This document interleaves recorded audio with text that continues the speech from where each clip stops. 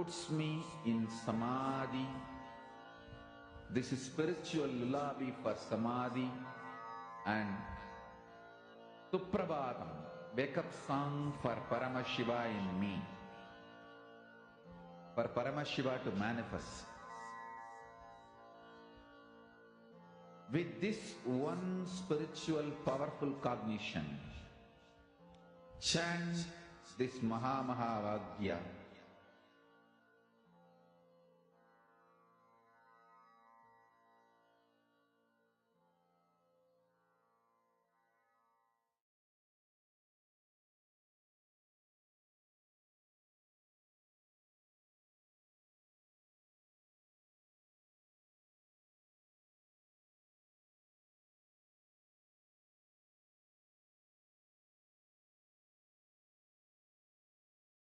नित्यानन्दं परमसुखदं केवलं ज्ञानमूर्तिं द्वन्द्वातीतं गगनसदृशं तत्त्वमस्यादिलक्ष्यम् एकं नित्यं विमलमचलं सर्वधी साक्षिभूतं भावातीतं त्रिगुणरहितं सद्गुरुं तं Namami.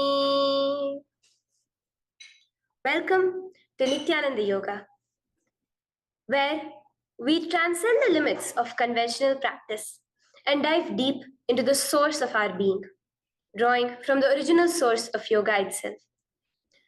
Today, we're embarking on a journey of a simple 308 asanas, the Dvitiya Vinyasa Krama. But it's not just about contorting the body or mastering complex postures. It is about connecting in oneness with the cosmos. Your body will be like wax, moldable and pliable. Today, as we embark on this journey, shed the notion of limitations. Forget the boundaries imposed by your bone and flesh. Instead, recognize yourself as the very source material of the cosmos, the consciousness from where we all come from. With each movement, you will not just be stretching muscles, you will be reaching into the depths of your consciousness. Visualize yourself as a sculptor, crafting your form with intention and precision. Want to grow 4 inches taller by the end of this session? Believe it, for your body is a wax waiting to be molded as per your intention. There is only one enemy towards this that we have built within each one of us, that is the parasites of negativity. Every muscle you have built in the moment of anger, of anxiety, of pain, of incompletion becomes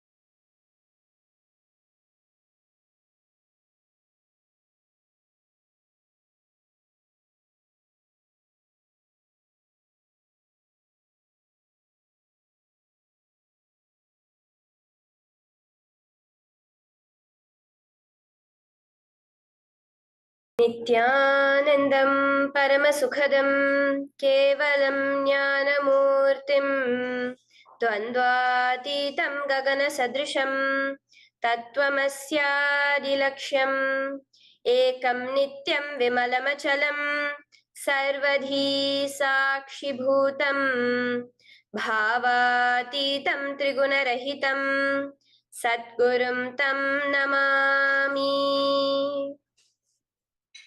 Welcome to Nityananda Yoga, where we transcend the limits of conventional practice and dive deep into the source of our being, drawing from the original source of yoga itself.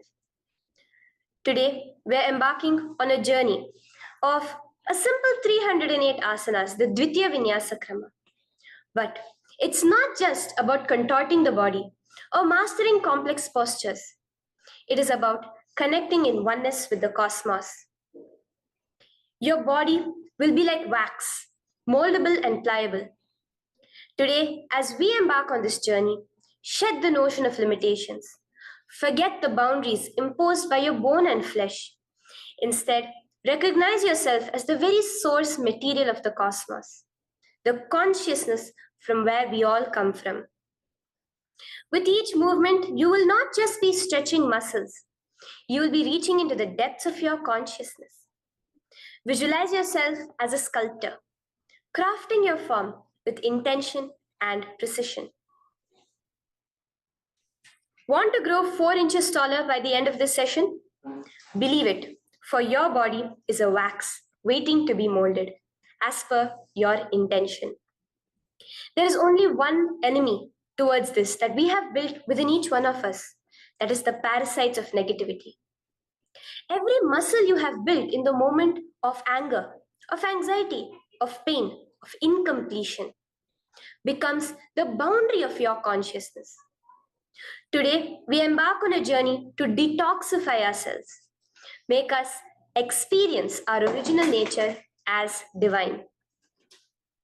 So as we go through these 12 components, which is so unique to Nityananda Yoga, from the original source, the Vedas and Agamas, remember, you are not bound by limitations. You are the creator of your reality. Embrace your true nature. Let us sculpt our beings into an epitome of strength, flexibility, and bliss. Welcome to a transformative experience like no other, Nityananda Yoga. There are 12 different components that consist Nityananda Yoga. One is the asanas, which we traditionally know of. The various body postures revealed by Paramashiva to align the physical geometry of our body, the physical geography of our body, to the cosmic geometry, the cosmic geography.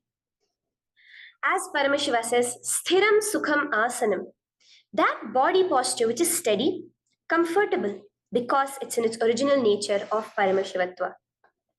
The second are the pranayamas, the various systematic breathing techniques that Paramashiva has revealed for each one of us, that connect us to the higher dimensions of the cosmos and increase the life energy within us.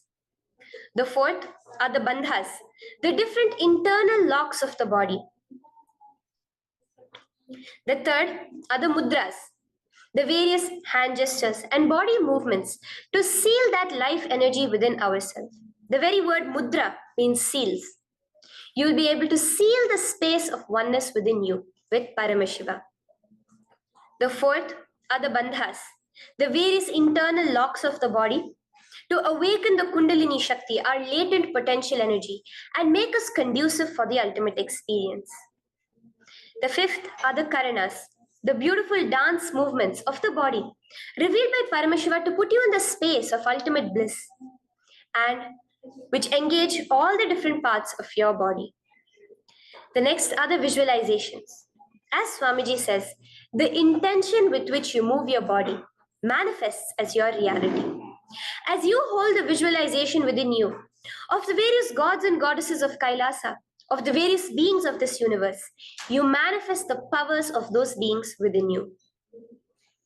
The next are the japas, the various powerful energy vibrations of the cosmos that you will be subtly repeating in your throat center that will cause your very DNA to be bound to the cosmos, to your consciousness with the highest frequency possible.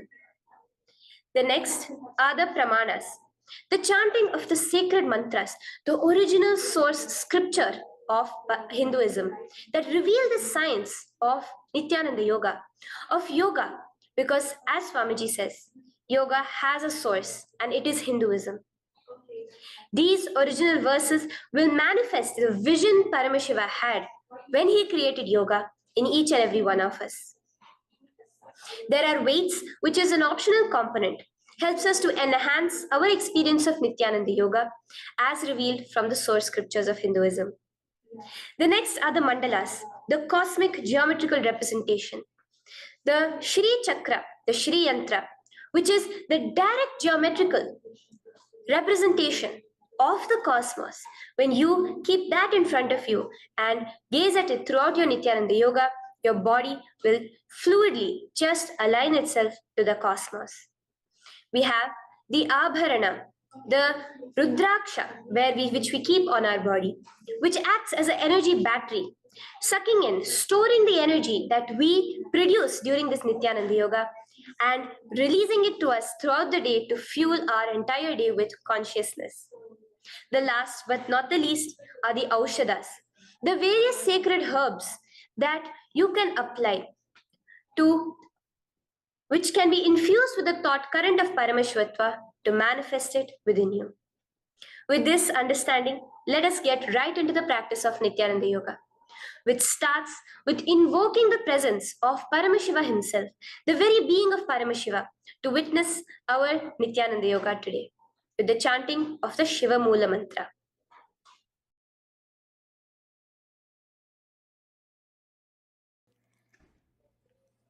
Let us now chant the Shiva Moola Mantra 11 times internally. Om Ham Hom Shivaya Namaha. Om Ham Hom Shivaya Namaha. Om Ham Hom Shivaya Namaha. Om Ham Hom Shivaya Namaha. Om Ham Hom Shivaya Namaha. Om Ham Hom Shivaya Namaha. Om Ham Hom Shivaya Namaha. Om Ham Hom Shivaya Namaha. Om Ham Hom Shivaya Namaha. Om Ham Hom Shivaya Namaha. Om Ham Hom Shivaya Namaha. The next step of this ritual of yoga, as Swamiji reveals, yoga is a ritual, a methodology to connect yourself with the divine. As every ritual in Hinduism goes, we cleanse the three elements of our body, of the world, and of the ultimate with the Tattvachamanam.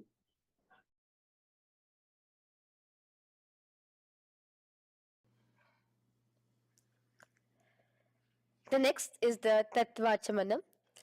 So now I request all the participants to have the Panchapatram and the Uddharani, the traditional cup and the spoon filled with some fresh water.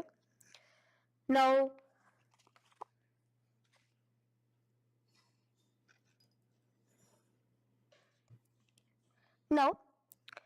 keeping your right hand in the shape of a cow's ear, the Gokarna Mudra, pour an Uddharani of water from the Panchapatram and chanting each of the following mantras internally, drink the water that flows through the base of the palm. Om Atmatattvam Shodayami Svadha. Om Vidyatattvam Shodayami Svadha. Om Shivatattvam Shodayami Svadha. Wash your right hand with water from the Panchapatram. Now, chanting the following mantra internally, wipe the upper and lower lips twice using the base of the right hand thumb, moving the hand from right to the left of the lips. Om Ham Hridayaya Namaha. Wash your right hand with water from the Panchapatram. Now, with the tips of right hand index, middle and ring finger, touch above the upper lips and below the lower lips. Wash your right hand with water from the Panchapatram. Now, with the tips of right hand index finger and thumb joined together, touch your right nostril, left nostril. With the tips of right hand ring finger and thumb joined together, touch your right eye, left eye, right ear, left ear. Wash your right hand with water from the Panchapatram. Now, with the base of the right hand thumb and little finger, touch the navel, right chest, left chest. With the right hand, fingertips together, touch the top of the head, right shoulder, left shoulder, and your heart center. With that, we have the Sankalpa. The Sankalpa, the manifestation of our conscious intention. What is it today each one of us want to manifest through Nityananda Yoga? Hold that in your inner space. Through this conscious intention, which directly happens with the blessings, with the grace of the Supreme Pontiff of Hinduism, Bhagavan Shri Nityananda Paramashivoham, you will just see your intention manifesting as reality.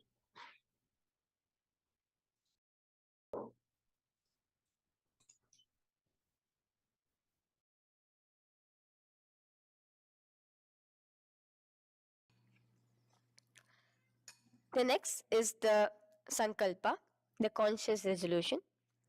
So now I request all participants now to, with your right hand, cover your left palm, which is the Sankalpa Mudra, and keep both the hands on the right thigh.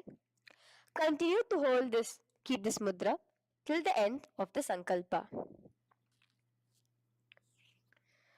Om Mamopata Samasta Duritakshayadvara Bhagavat Shri Nityananda Paramashiva Prityartham Shri Nityanandeshwari Paramashiva Shakti Sameta Shri Nityanandeshwara Paramashiva Prityartham Cha Shubhe Shobhane Muhurte Adhya Brahmanaha Dvitiya Paradhe Shri Shvetavaraha Kalpe Vaivashvatamanmantare Ashtavimshaditame Nityayuge Prathame Pade Jambudvipe Bharatavarshe Bharatakhande Meroho Dakshine Pashve Shakhabde अस्मिन् वर्तमाने व्यवहारिके प्रभवादीनां षष्ट्याः संवत्सराणां मध्ये शुभनाम संवत्सरे शुभायने शुभऋतौ शुभमासे शुभपक्षे शुभतिथौ शुभवासरयुक्तायां शुभनक्षत्र शुभयोग शुभकरण एवं गुणविशेषण विशिष्टायाम् अस्यां शुभदितौ श्री कैलासोन्नत द्वादशान्त श्यामला पीठारूढ श्री मीनाक्षी सुन्दरेश्वरा भिन्न स्वरूप परशिवपुत्र रत्नकुमार गुरुमन्यतुल्यावतार श्री पार्वती स्तन्यपान लब्ध दिव्य ज्ञान विश्रुत सकल निगमागम सारभूत द्राविड वेद प्रवक्त्रे श्रीमत् परम शिव करुणा समधिगत मुक्तामय चतुरश्रयान गीयमान छत्र चामर श्री चिन्ह काहलादि समस्त बिरदावल्यलंकृत ज्ञान विज्ञान चक्रवर्ती सर्वजन संग सद्यो निर्वाण दीक्षा व्याप वर्ग वर्ष विश्रान जीमूत परमत कलभ केसरी शैव सिद्धांत स्थापनाचार्य श्री राजाधिराज पांड्य महाराज गुरु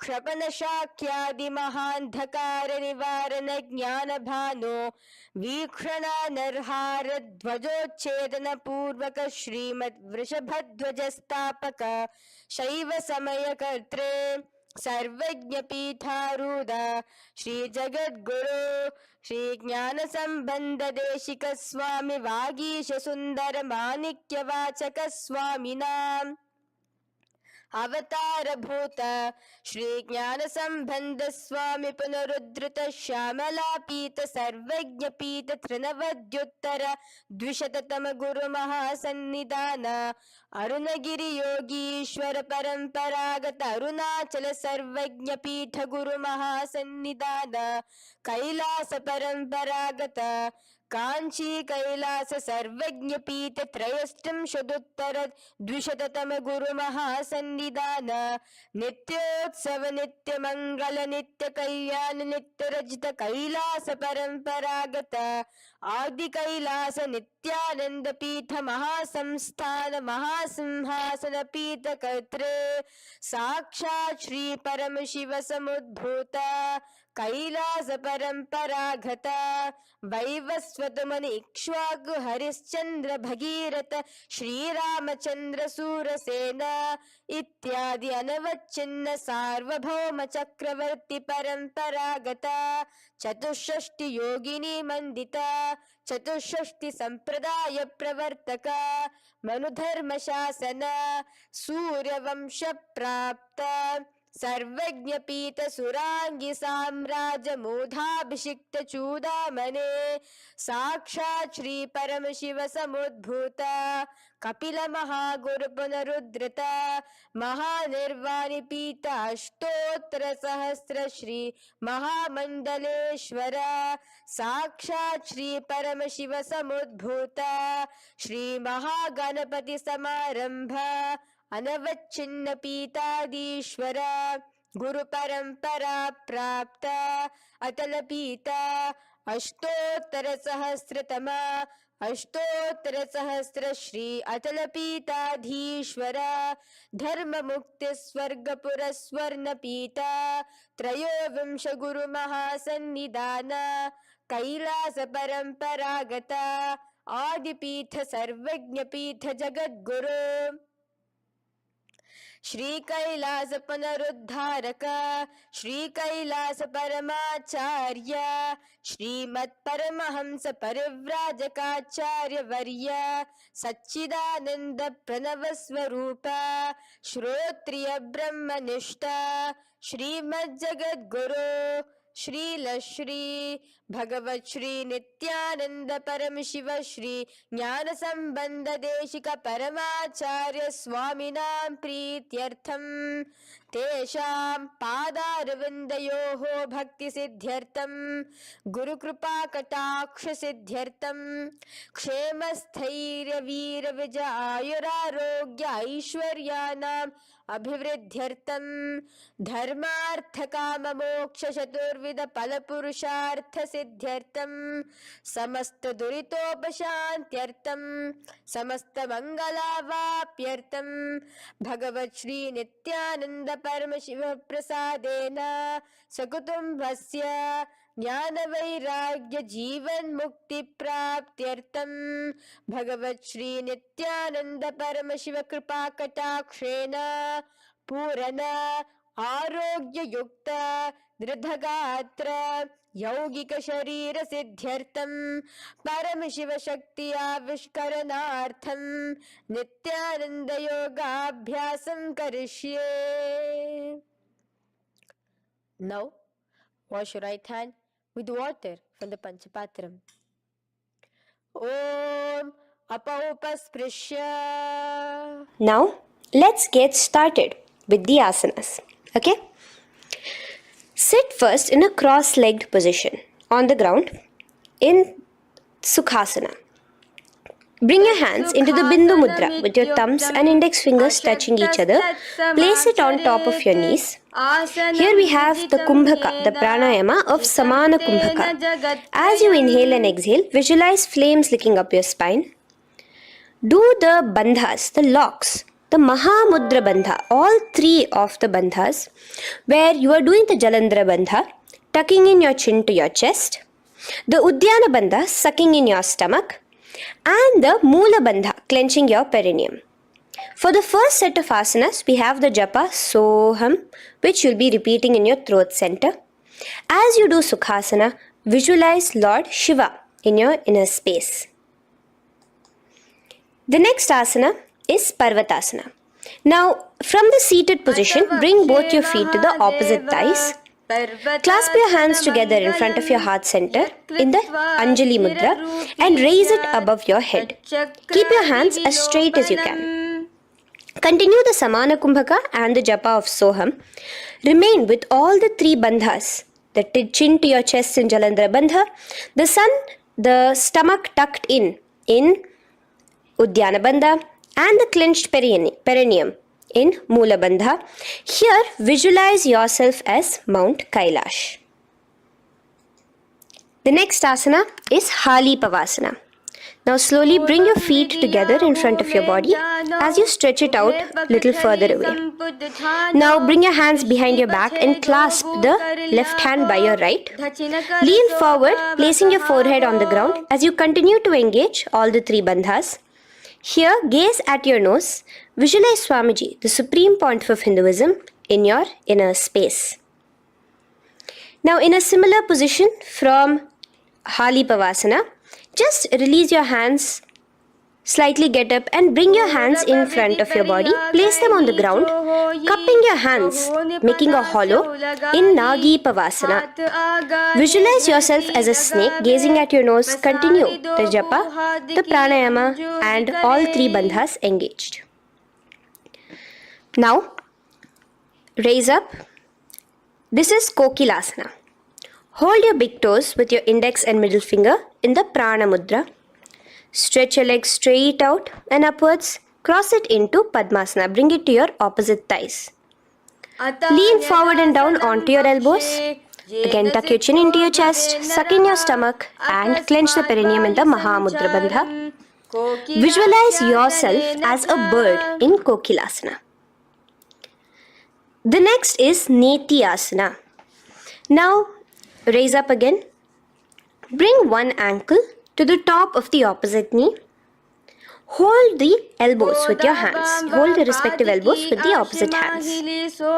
Again, engage all the three bandhas and rotate your arms in a circular motion. Keep the spine completely straight and gaze towards your nose. Visualize Swamiji, the Supreme Pontiff of Hinduism, in your inner space. Next is Gajasana. Press your hands onto the ground. You can bring your feet a little back as you raise yourself up, your hips up high. Lower your head and then chest, scooping your body forward again and again. Here, engage the Udyana Bandha, where you suck in your stomach along with the Moola Bandha, clenching the perineum. Visualize yourself as an elephant. Gajasana. Now stop the movement slowly.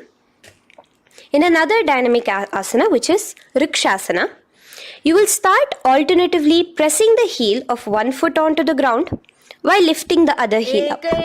Repeat this again and again. The next is Vaishyasana.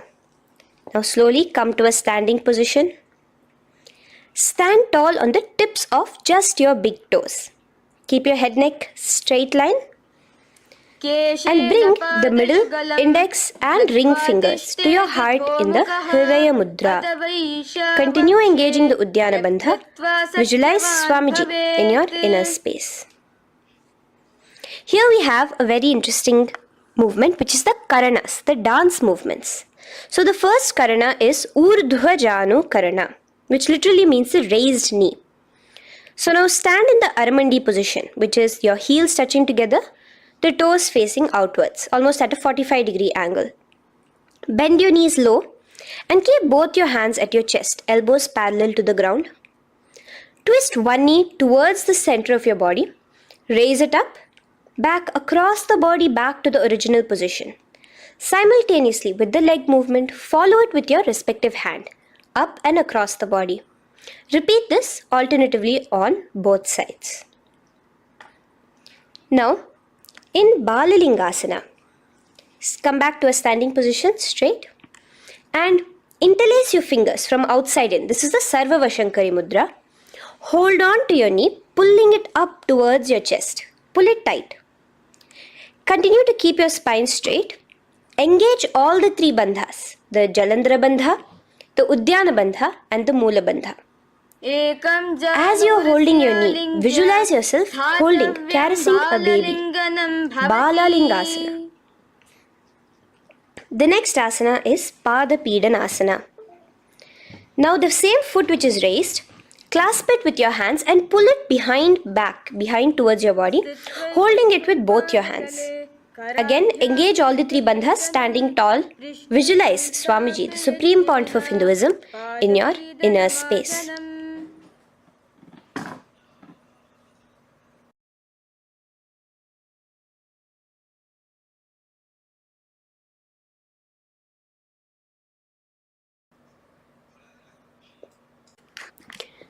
From here, let's enter into Natarajasana.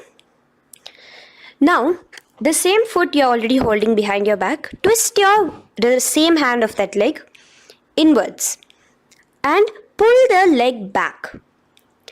Extend the opposite hand forward with the index and thumbs together, again in the Bindu Mudra.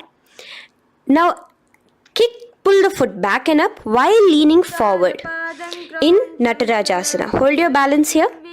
Here you will be engaging only the Moola Bandha, visualizing yourself as Lord Nataraja, the Lord of Dance.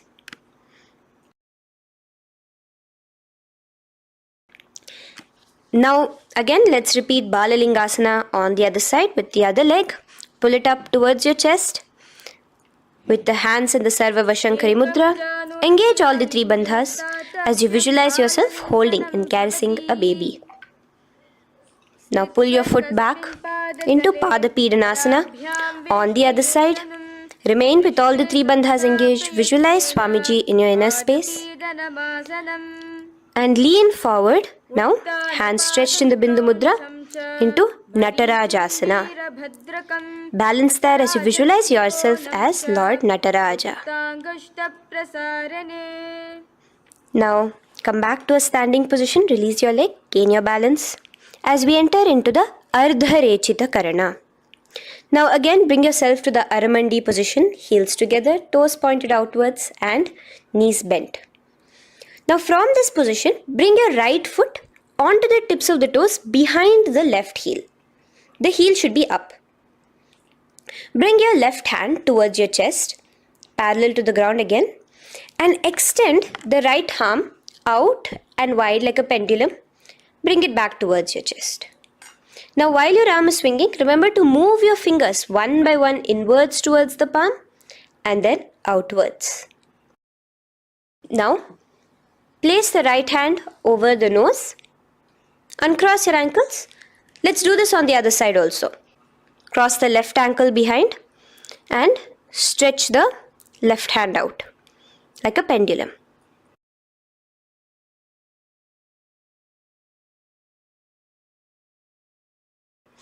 Bring it to your nose and cross the ankles. Now let us enter into the skeleton dance. It's a very powerful meditation. It cleanses the muscle memory. Any patterns which are there within your muscle memory can be completely wiped out through this skeleton dance. Just 2 simple steps. Now stand straight, visualize yourself as a skeleton. You can close your eyes. Just visualize yourself as pure bones. There are no muscles, no veins, no nerves, tissues, organs, nothing.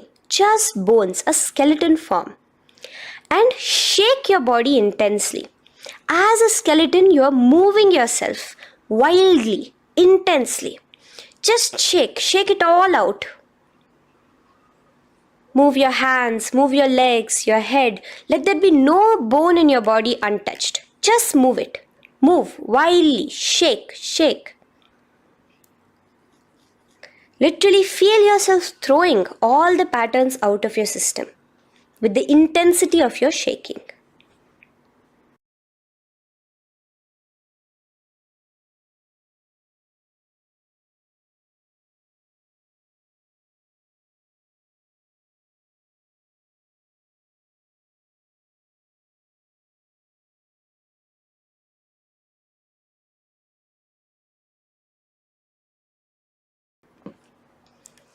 Now slowly calm down.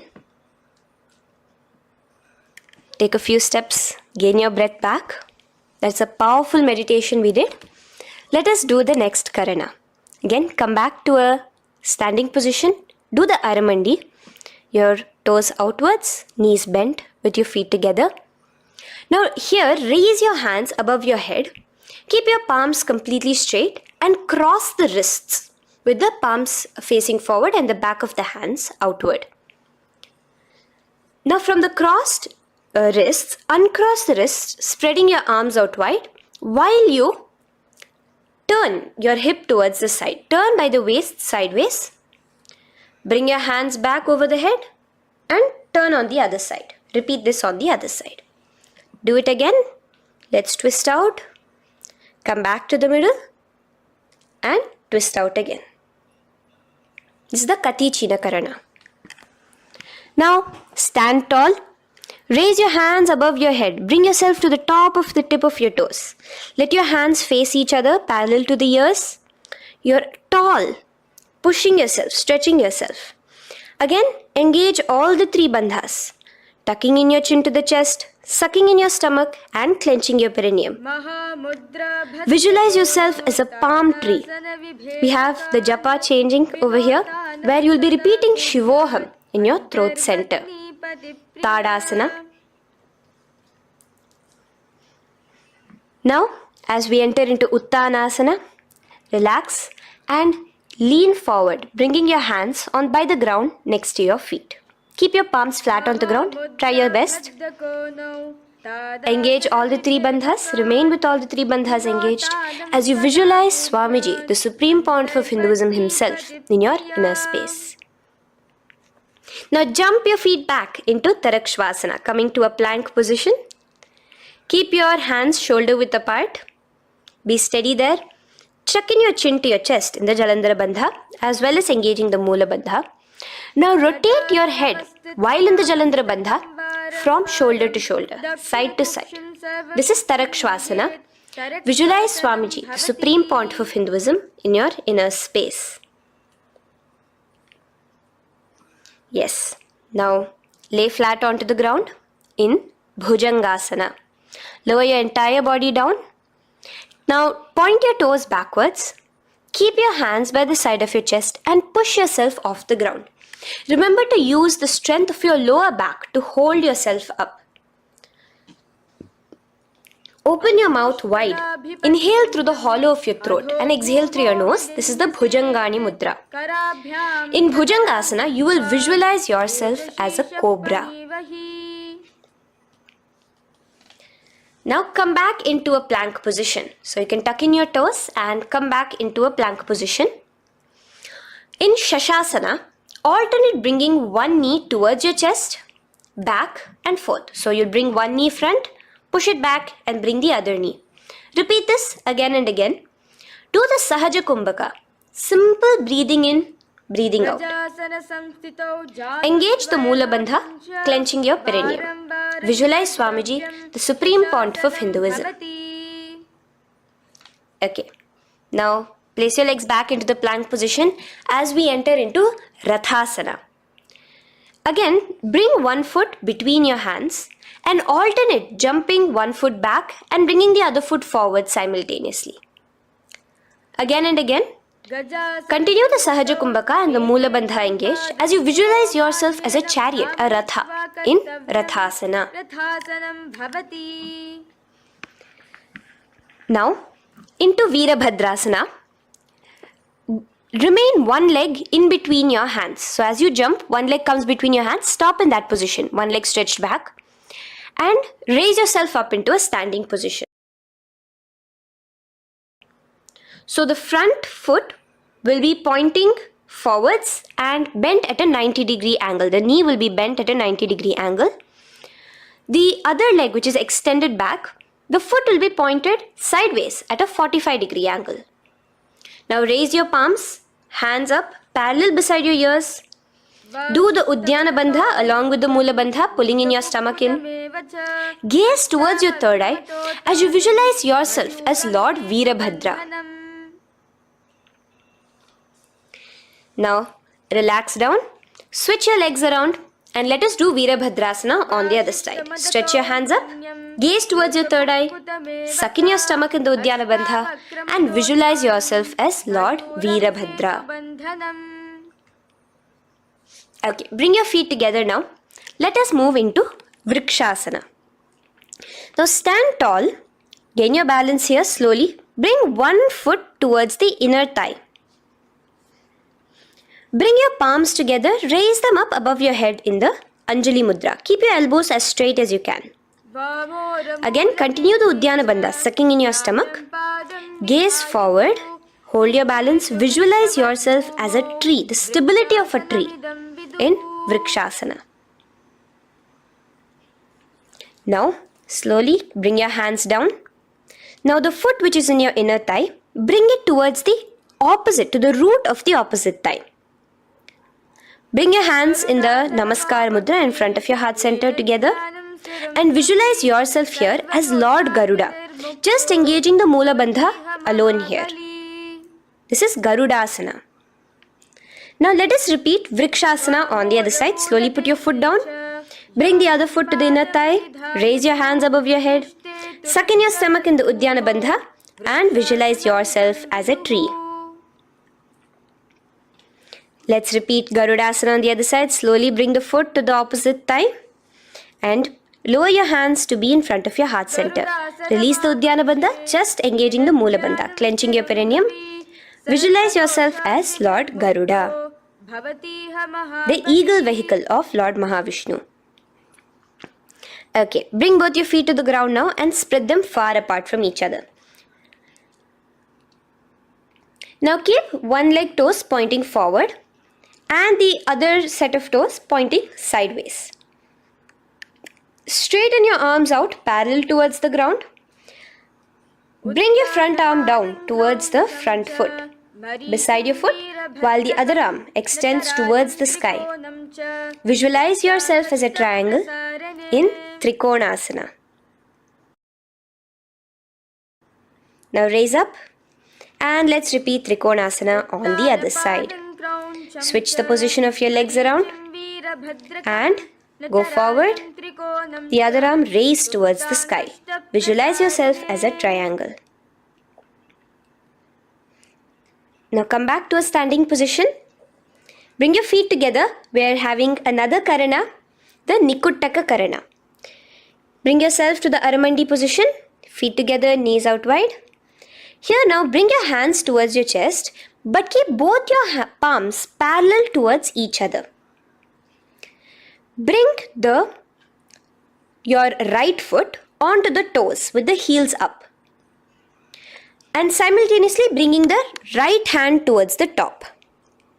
Now drop the right foot, simultaneously lifting the left foot onto the toes and switch the hands position. Now the left hand is on the top and the right hand is on the bottom. Repeat and let us do this repeatedly. Okay, relax now, come back to a straight position and sit down onto your toes. Sit on your heels with your toes on the ground, knees raised up off the ground, together in front of you in Angushtasana.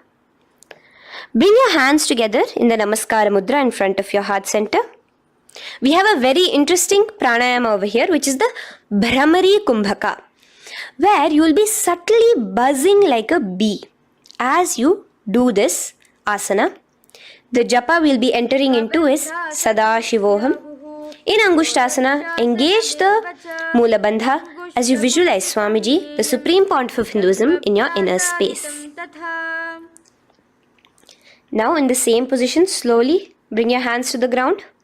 Balance yourself as you stretch one foot forward, sitting on the heel of one foot and the other foot stretched forward, toes pointed upwards. Bring your hands to the Vara Mudra, just the tips of the finger on the ground while the palm faces forward, both your hands. Continue to engage the Mula Bandha, clenching the perineum as you visualize Swamiji, the Supreme Pontiff of Hinduism, in your inner space. Now, stretch, the leg is stretched forward, right? Stretch the same hand, the respective hand forward and clasp onto the big toe of that foot in the Prana Mudra with your index and middle fingers. The other hand, bring it to the back of the respective heel in Vidhunanasana as you visualize Swamiji in your inner space. Okay, bring your 2 feet back together as we repeat Saurasana on the other side. Stretch your left leg forward now. Palms in the Vara Mudra on the ground. Visualize Swamiji in your inner space. And lean forward into Vidhunanasana on the other leg. Clasp your toes. Bring the other hand to the back heel. Continue to visualize Swamiji.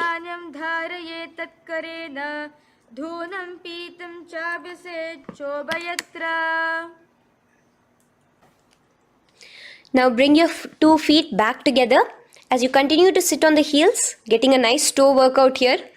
Balance on your toes, bring your knees together in front of you. Now place your palms on top of the respective knees with the hands facing upwards, the palms facing upwards. Leave a slight gap between your palms and knees.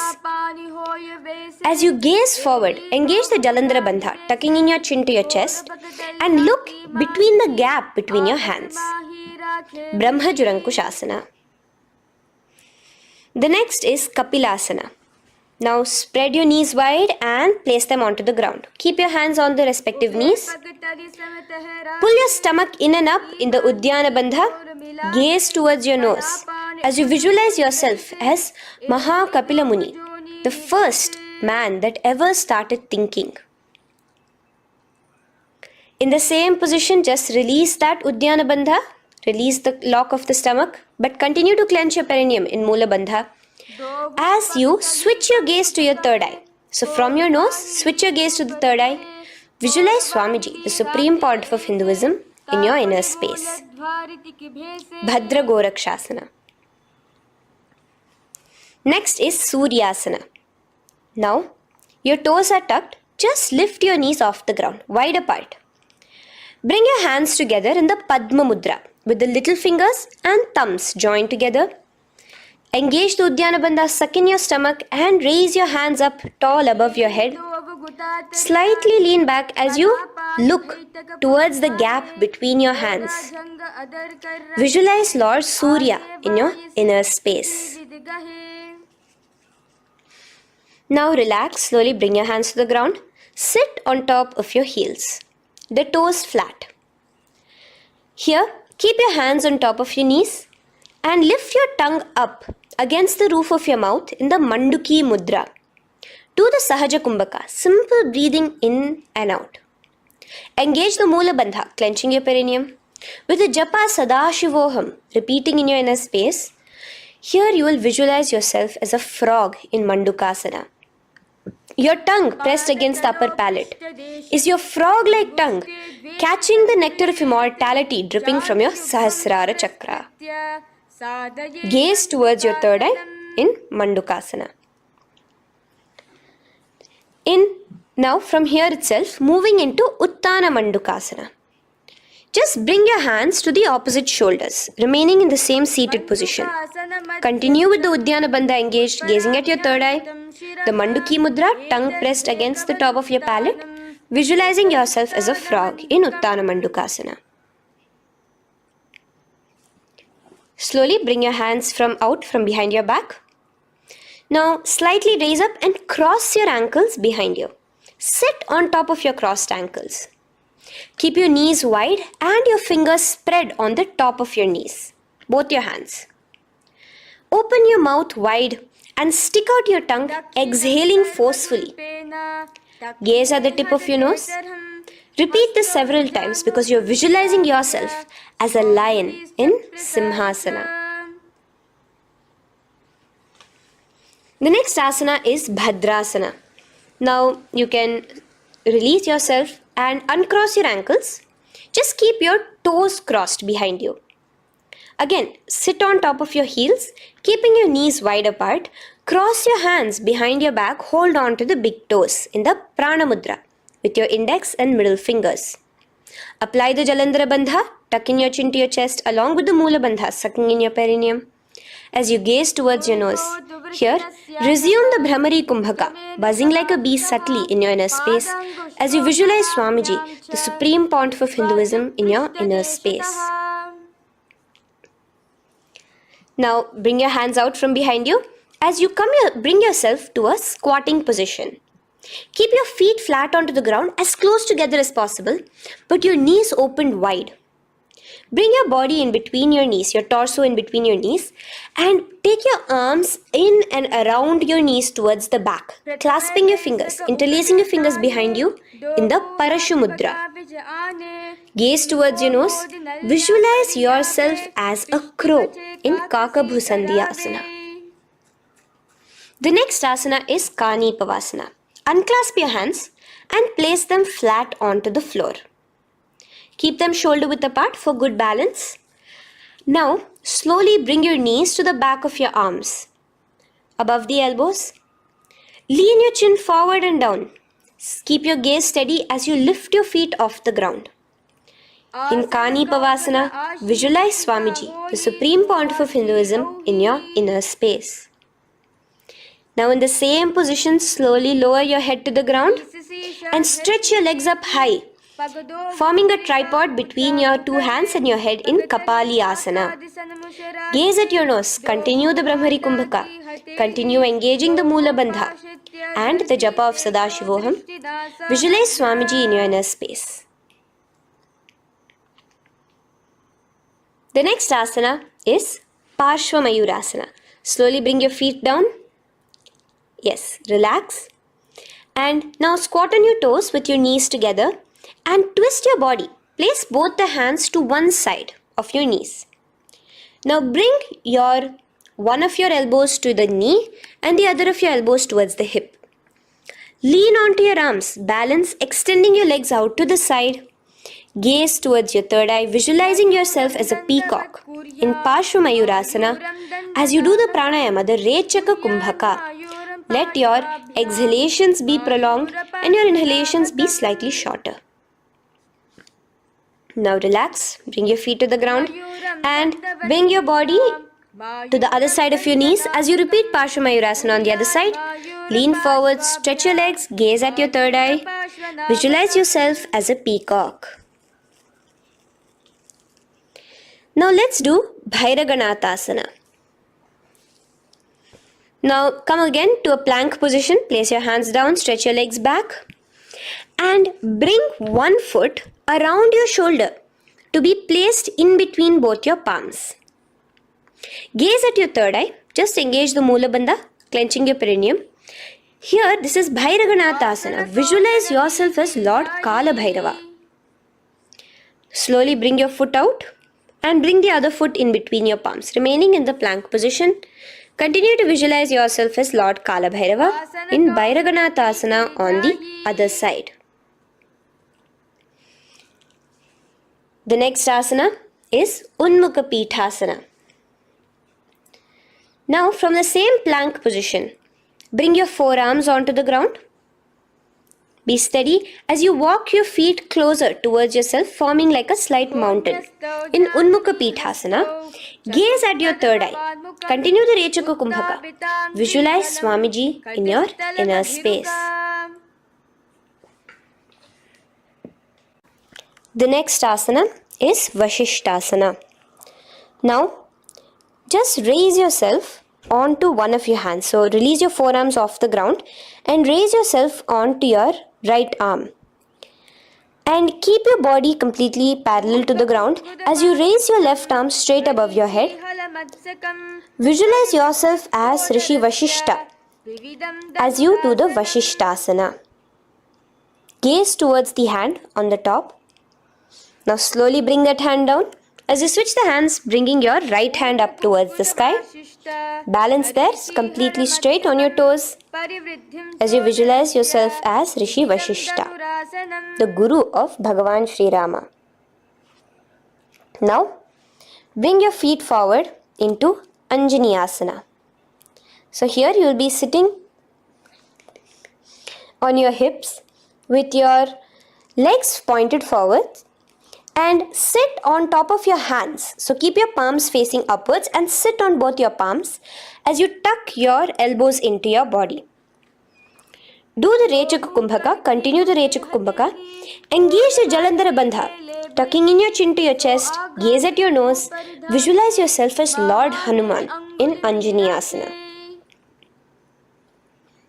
Now, slowly release your hands from under your body as you lean forward into Paschimottanasana. Clasp your respective toes with your index and middle finger. Lean forward and down, bring your elbows to the ground, your forehead towards your knees. Engage all the three bandhas, the Mahamudra Bandha. As you visualize Swamiji, the Supreme Pontiff of Hinduism in your inner space, with a new japa, Mahasadashivoham, starting here.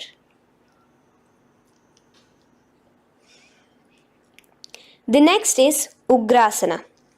Now, you can raise up and clasp your hands behind your neck in the Parashumudra. Interlace both your fingers.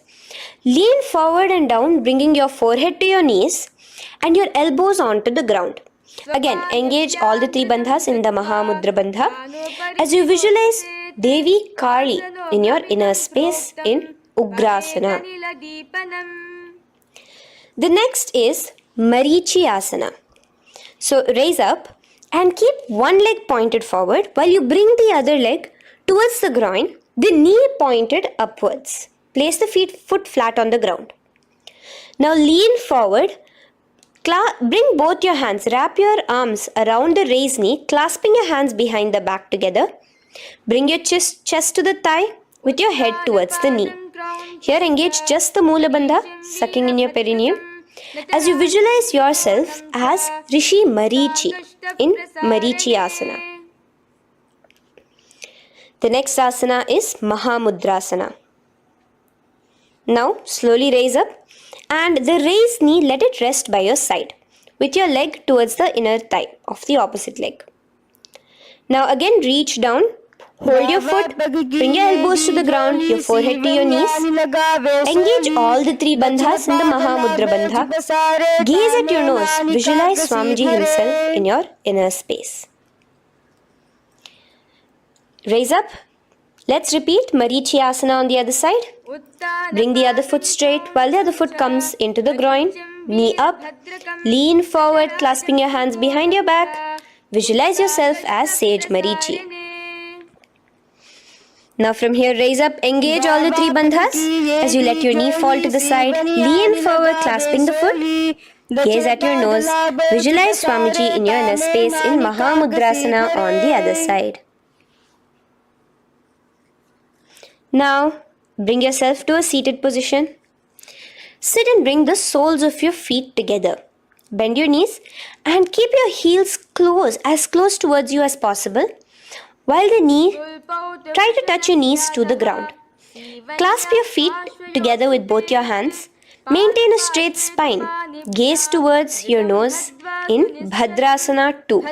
Visualize Swamiji, the Supreme Pontiff of Hinduism, in your inner space. The next asana is Gwali Pavasana. Now, keeping your feet together, just bring your hands towards the respective knees. Just lightly place them there. Tuck your chin to your chest in the Jalandhara Bandha, continuing to engage the Mula Bandha, clenching your perineum. As you gaze at your nose, visualize Swamiji, the Supreme Pontiff of Hinduism, in your inner space. Now, push your soles slightly further away from you. The joined feet, push it further away from your body. And lean forward, keeping both your hands, the fingers inside of the feet. Hold the soles of your feet. Lean forward and down. Bring your forehead to the ground. Gaze at your nose. Visualize the Yoni Mandala in your inner space. In Joni Asana. The next is Midiki Pavasana. Raise up. Stretch your arms out wide beside your body as you lean forward, your arms going over your knees. Bring your forehead to your feet. Continue to gaze at your nose. Visualize Swamiji, the Supreme Pontiff of Hinduism, in your inner space. Now, in Siddha Samadhi Asana, raise yourself up. Now, put your hands, your forearms, underneath the calves of the respective legs. Let your palms face up towards the sky as you bring your head down to your feet. Gaze at your nose as you visualize Lord Surya in your inner space in Siddha Samadhi Asana.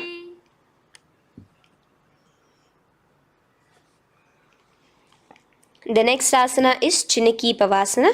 Raise up now. Bring both your feet together in front of you. Bring your feet back close to your body. Now place your hands underneath both the feet and pull your feet open like a book facing towards the sky. Both your feet. Press your elbows onto your thighs near the knees and gaze towards your nose, visualizing Swamiji in your inner space in Chiniki Pavasana. Giving yourself a nice stretch. Now release your feet and bring your hands to the respective knees. Gently push down on your knees, pushing it towards the ground. Suck in your stomach in the Uddiyana Bandha. Gaze at your third eye, visualizing Swamiji in your inner space. This is Charapata Chokasana. The next asana is Bhairavasana. Now continuing to remain with your feet together, you can use the help of your hands to bring your toes onto the ground with your heels pointed upwards. Just push yourself and try to do it. Continue to remain with the Uddiyana Bandha engaged, your stomach sucked in. Bring your hands to the Bindu Mudra with the index and thumbs together on top of the knees. Gaze at your third eye. Visualize yourself as Lord Kala Bhairava in Bhairavasana.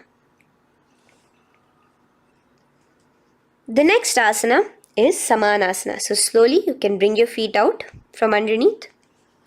Take now one foot towards your chest, holding with both your hands as the other foot rests by the perineum. Pull the sole onto your chest. Gaze at your third eye.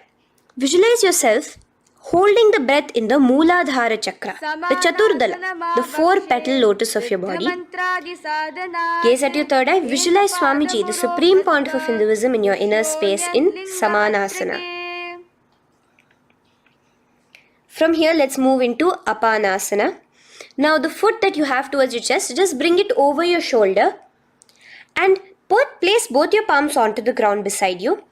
As you lift the leg by your perineum, stretch it out and lift it up high into the sky in Apanasana. Gaze at your third eye, visualizing Swamiji in your inner space. Let's repeat Samanasana on the other side. Bring your foot down. Clasp the other foot towards your chest. Gaze at your third eye, visualizing Swamiji in your inner space.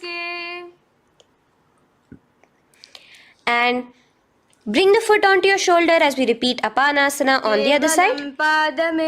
Stretch your leg out straight in front of you, up high towards the sky, gazing at the third eye, visualizing Swamiji in your inner space. Okay, relax slowly. Let's move into Gomukhasana. Now, sitting in a seated position, cross one leg over the other, like over, and align the knees together at the center of your body and the feet by the opposite hips. Place both your hands on top of the stacked knees. Gaze at your nose. Here we have a beautiful pranayama, very cooling pranayama, which is the Sheetkari pranayama, where you will be inhaling through your clenched teeth with your tongue pressed against behind your teeth and exhaling through your nose, creating a hissing sound. The japa will be for the next sequence of asanas. Om Nityanandoham. Visualize the face of a cow in Gomukhasana. Now keep your knees crossed. From the knees, bring your hands towards the respective toes on the side of the body. Clasp the big toe in Pranamudra. Suck in your stomach in the Udyana Bandha. Visualize yourself as Rishika Anasuya in Anasuyasana. Now in Anasuyasana 2, just bring your hands behind your back, clasped together, interlaced fingers in the Parashamudra. Lean forward and down. Try to bring your nose to touch the ground in front of you. Just visualize yourself as Rishika Anasuya and gaze at your nose. Anasuyasana 2. Raise yourself up now. Now bring one foot towards the perineum, knee resting on the ground. Raise your other foot with the foot in front of the lying down foot, knees pointed upwards towards your chest. Place your hands on the respective knees. Keep your spine tall, chest out. Gaze at your nose. Visualize yourself as Lord Garuda, the eagle vehicle of Bhagavan Mahavishnu. Garudasana 2.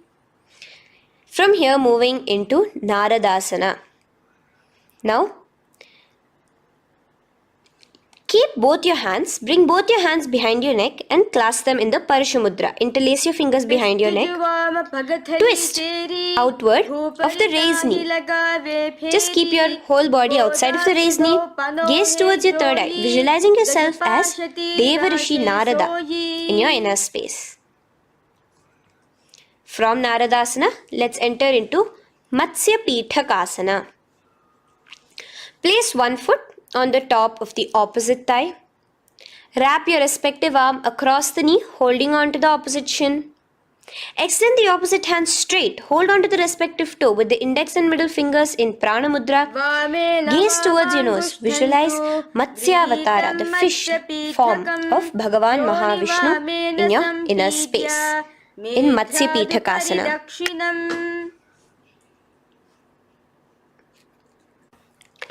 From there, let's repeat the Gomukhasana and the rest of the asanas on the other side too. So slowly you can cross your knees over to the other side in Gomukhasana. Keep your hands on the top of your knees. Gaze at your nose as you visualize the face of a cow in Gomukhasana. Continuing into Anasuyasana on the other side, bring your hands to your toes. Suck in your stomach in the Udyana Bandha. Gaze at your nose, visualize yourself as Rishika Anasuya. And lean forward, bringing your hands behind your back in Anasuyasana 2. Interlace your fingers in the Parashamudra. Continue to gaze at your nose, visualizing yourself as Rishika Anasuya. As you relax the Udyana Bandha, just clenching the Mula Bandha alone. Raise up, bring your feet together in front of you as we enter into Garudasana 2. Place your hands on the respective knees. Stay straight. Visualize yourself as Lord Garuda as you gaze towards your nose. And twist your body out of the raised knee, hands clasped in the Parashamudra behind your neck. Gaze at the third eye, visualizing yourself as Devarishi Narada. And bring the foot to the opposite thigh as we enter into Matsya Pithakasana on the other side. Clasp your toe in Prana Mudra. Gaze at your nose, visualizing Matsyavatara, the fish avatar of Lord Vishnu in your inner space. Now let's enter into Matsyendrasana. Remaining in the same position with one foot on the opposite thigh, place the other foot on the ground on the far side of the other thigh. Twist. Bring your elbow outside the raised knee. Keep the raised arm by your neck. Turn backwards. Gaze towards your third eye. The other hand straight out. Visualize Matsyendranatha, the great Rishi and master of Hatha Yoga in your inner space. Just switch your hands around. Straighten the hand that was originally bent and bend the other hand towards your neck. As we enter into Kubhasana, visualize yourself as a camel. Continue to gaze at your third eye. Now, straighten out both your hands straight out in the same position. Continue to gaze at your third eye, visualizing Matsyendranatha, the master of Hatha Yoga in your inner space. Now slowly, take your foot off from the thigh. As we enter into Matsyendrasana on the other side, bring the other foot to the thigh. Place the other foot on the far side. Twist, bringing your elbows outside of the raised knee, hands on the head. The other hand stretched out back. Twist, gazing at your third eye. Visualize Matsyendranatha in your inner space. Switch the hands around as we enter into Kubhasana. On the other side, remember to visualize yourself as a camel. Now stretch both your hands out in Matsyendrasana 2 on the other side. Visualize Matsyendranatha in your inner space. Now, with one leg on the thigh, bring the other foot too to the opposite thigh in Padmasana. Place your palms on the respective knees. Engage all the three bandhas in the Mahamudra Bandha, tucking your chin to your chest, sucking in your stomach and clenching your perineum. We have a new pranayama here, which is the Shitali Kumbhaka, where you will continue to inhale through the teeth without creating the hissing sound, and exhale through your nose. A new japa of Om Nityananda Mahasadashivoham starts here. Gaze at your nose in Padmasana, visualizing yourself as Bhagavan Paramashiva. Now, keeping your legs in the same position, just cross your hands over each other, clasping onto the toes with your index and middle fingers in the Prana Mudra. Gaze at your nose, visualize yourself as Devi Parvati, the consort of Lord Paramashiva in Padmasana 2. Now, uncross your hands. Take your hands and insert it into the gap between your thighs and your calves. Put both your hands within and pull it out on the other side. As you balance on your hands, lifting your whole body off the ground, visualize yourself as a rooster in Kukkutasana. Now relax. Take your hands out from inside your feet as we enter into Baddha Keki Asana. Place your hand onto the ground as you raise up on your knees. Place your palms on the ground, fingers pointing towards the legs. Now keep your elbows together, pressed against your navel. Slowly lean forward, balancing, and extend your knees off the ground, visualizing Swamiji in your inner space. In the same position, stretch your legs out behind you. In Mayurasana, visualize yourself as a peacock. Hold your balance. Relax now. Yes, relax flat onto the ground into Makarasana. Lay down completely flat. Keep your feet pointing outwards, far away from each other. Place your forehead on the mat. Interlace your fingers behind your neck in the Parishamudra. Just relax, visualizing yourself as a crocodile as we go back to the Sahaja Kumbhaka, the simple breathing in, breathing out. Just keep the Moola Bandha alone engaged.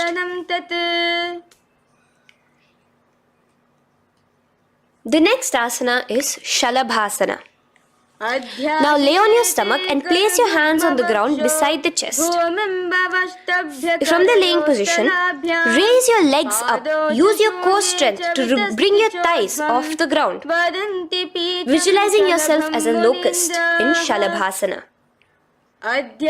Relax your feet down and bring your hands to your feet, pulling your feet down towards the ground beside your hips. In Ushtrasana, visualize yourself as a camel. Now slowly kick your legs back. Rise your hand is clasping your feet. Pull your feet towards the sky, lifting your chest and thighs off the ground. In Dhanurasana, gaze at your third eye. Visualize yourself as Paramashiva's bow. Relax slowly and come up to a sitting position. In Bhagasana, sit on both your knees with your head, neck and spine straight. Clench your perineum in the Moola Bandha. Place your hands on top of your knees. Gaze towards your third eye, visualizing Swamiji, the Supreme Pontiff of Hinduism, in your inner space. From here we enter into Gohyasana. We have a couple of headstand postures here, so get yourself ready. Now place your forearms on the ground with your fingers interlocked. Ensure your elbows are at shoulder width for the best balance. Place the top of your head on the ground, holding your head with your hands. Slowly walk your toes forward until your hips are in a straight line with your shoulders, and just kick your feet up slightly, Make sure not to lose your balance. Keep your knees bent together at your chest. Toes pointed upwards. Gaze to your nose, visualizing Swamiji in your inner space. From here, stretch your legs out into Shirasasana, continuing to hold the balance there as you continue to gaze at your nose, visualizing Swamiji in your inner space. Bring your feet to the ground, relax slowly. The next asana is Podhyasana. So come to a seated position. Bring your hands behind your calves, stretching your legs up and your forehead to your knees.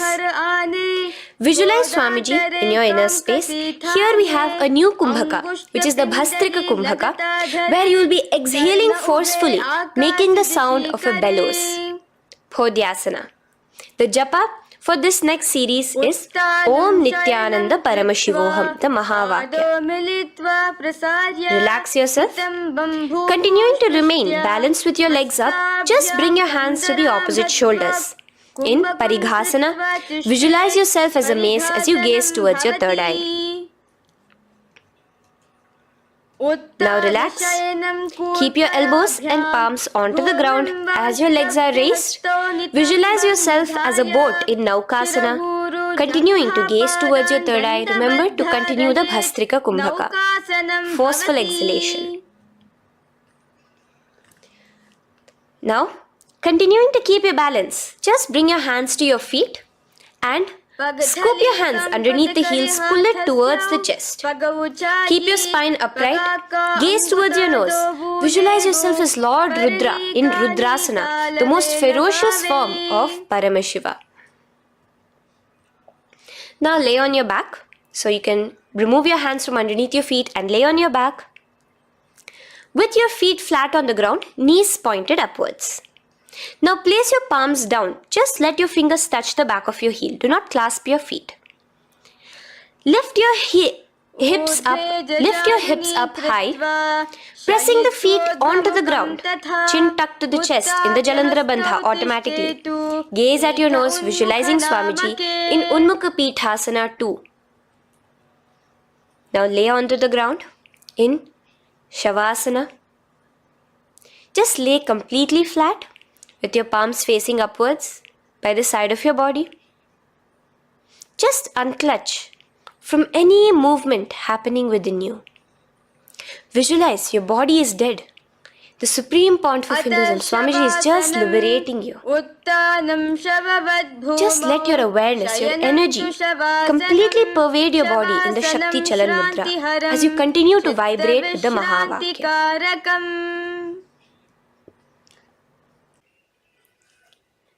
Roll over to one side and come to a seated position. Feel the life entering your body back. In a seated position, let us get continued with the sequence. We have 200 asanas more to go, starting with Yatha Sanishtasana. In Yatha Sanishtasana, sit in any posture you are completely comfortable in, bringing your hands into the Bindu Mudra with the thumbs and index touching. Start off with the Samana Kumbhaka. As you're inhaling and exhaling, feel flames licking up your spine. Clench your perineum in the Moola Bandha with the japa Om Nityananda Paramashivoham for the remaining of the sequence. Visualize Swamiji in your inner space. From here, moving into Samasana, where you bring your feet to a cross-legged position. Keep your hands on your knees with the thumbs and index touching in the Bindu Mudra. Just inhale and exhale as you visualize Swamiji in your inner space.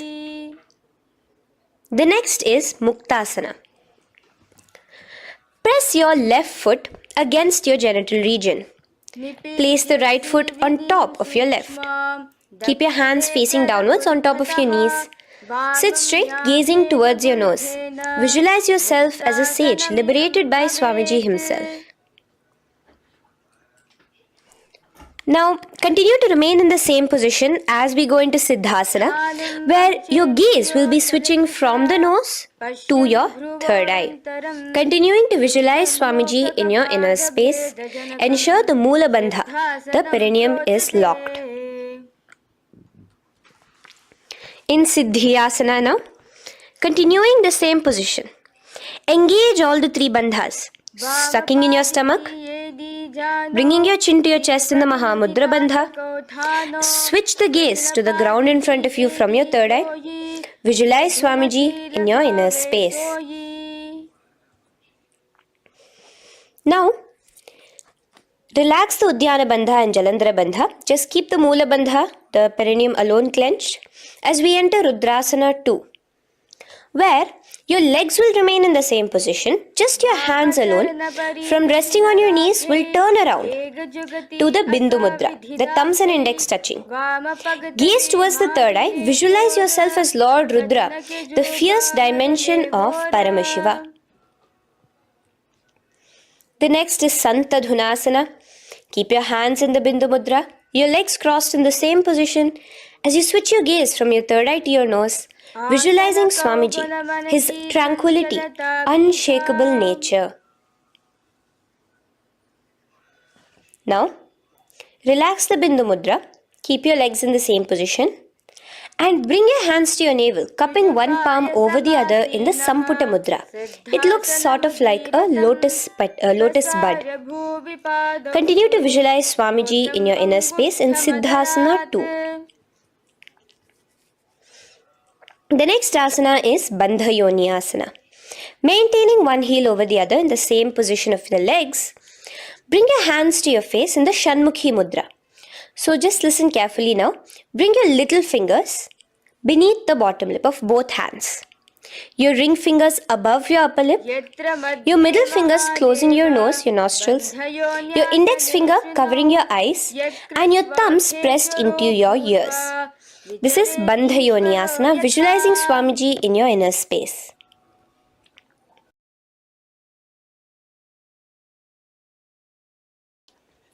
The next asana is Virasana. Now, you can remove your hands from your face and bring one foot onto the opposite thigh, and the other foot underneath the thigh. Keep your hands in the Bindu Mudra, thumb and index fingers together on the top of your knees as you embody the space and state of bravery, Veera, in Virasana. Now, changing the leg position again as we enter into Valmikasana. Keep your left heel on the right side of the generative organ, toes under the thigh. Keep your right foot on top of the left leg, toes by the knee. Again, bring your hands into the Bindu Mudra on top of the knees. Gaze towards your third eye. Visualize Rishi Valmiki, the poet, the first poet and author of Ramayanam. The next asana is Joni Mudrasana. So you're going to remain here as you switch your gaze to your nose, visualizing the Yoni Mandala, a beautiful formation, divine cosmic geometry, representing Devi, Shakti, a symbol of the creative energy of the universe in Joni Mudrasana. In the same position, switch your gaze to your third eye, continuing to visualize the Yoni Mandala in your inner space. Now, let's move into Bhadrasana 3. So bring your feet, the soles of your feet together, uncross them and bring them together in front of your body. Hold it with both your hands, pulling it against you. Push your knees down towards the ground. As you gaze at your nose, suck your stomach in the Uddiyana Bandha. Visualize Lord Veerabhadra in your inner space. Bhadrasana 3. In the same position, we are entering into Aghorasana, where your left hand will rest on top of the left knee, while your right hand comes towards your face. Now, do the Khechari Mudra, where you are bringing your tongue towards the upper palate, gazing towards your third eye. Now, with your right hand, cover your mouth, close the left nostril with your index finger, inhale through the right nostril. Close both the nostrils, hold your breath and exhale through the left nostril in the Abhyantara Kumbhaka. Repeat this on the other side. Visualize yourself as an Aghori, completely dedicated to Paramashiva in Aghorasana. The next asana is Kaneri Pavasana. So you can distance your feet a little away from your body. As you lean forward, place your elbows onto the soles of your feet and rest your chin on your palms. Gaze at your nose, suck your stomach in Uddiyana Bandha. Here, continuing with the Rechaka Kumbhaka, where your exhalations are prolonged than your inhalations, visualizing yourself as a female elephant drinking water in Kaneri Pavasana. The next asana is Parasana. So now, come to a seated position, raise yourself up and keep your knees raised. Bring your hands underneath your knees, between your calves and thighs, and clasp them together. Interlace your fingers in the Parashamudra in front of your navel. Lift your feet off the mat. Visualize Swamiji, the Supreme Pontiff of Hinduism, in your inner space as you gaze at your nose in Parasana. The next asana we'll be moving into is Gopi Chandasana. Now take your hands out from in between the feet as you let your feet rest on the ground. Take your hands out from underneath your calves. Interlace your fingers around the feet with the soles of the feet together and raise it up towards your chest. Rest your knee on top of your feet. Gaze at your nose. Embody the state and space of a king in Gopi Chandasana. The next asana is Udarasana. So now just quickly release your legs, bring your hands underneath your calves and hold on to your feet again from inside out, both your feet together. Bring your feet up to your chin, resting your chin on top of the interlaced fingers. Bring your feet to your chest, gaze at your nose, visualizing your body, the Supreme Pontiff of Hinduism, free from any defects in Udarasana. Now, in the same position, just lift your legs up towards your head. Let the top of your hands come towards the top of your head, your forehead. And this is Vishishtasana. Visualize yourself excelling in everything in this posture. Now, slowly relax. Keep your hands underneath your shins as you take your hands up to the shoulder, pulling your hand and interlacing your fingers behind your neck. In Bhujasana, visualize yourself as a cobra. The next asana is Kalyanasana. So in the same seated posture, bring your hands around from behind your neck, remove them and put them around your back, interlacing the fingers behind you. Gaze at your nose. Visualize yourself as a beautiful, auspicious goddess in Kalyanasana.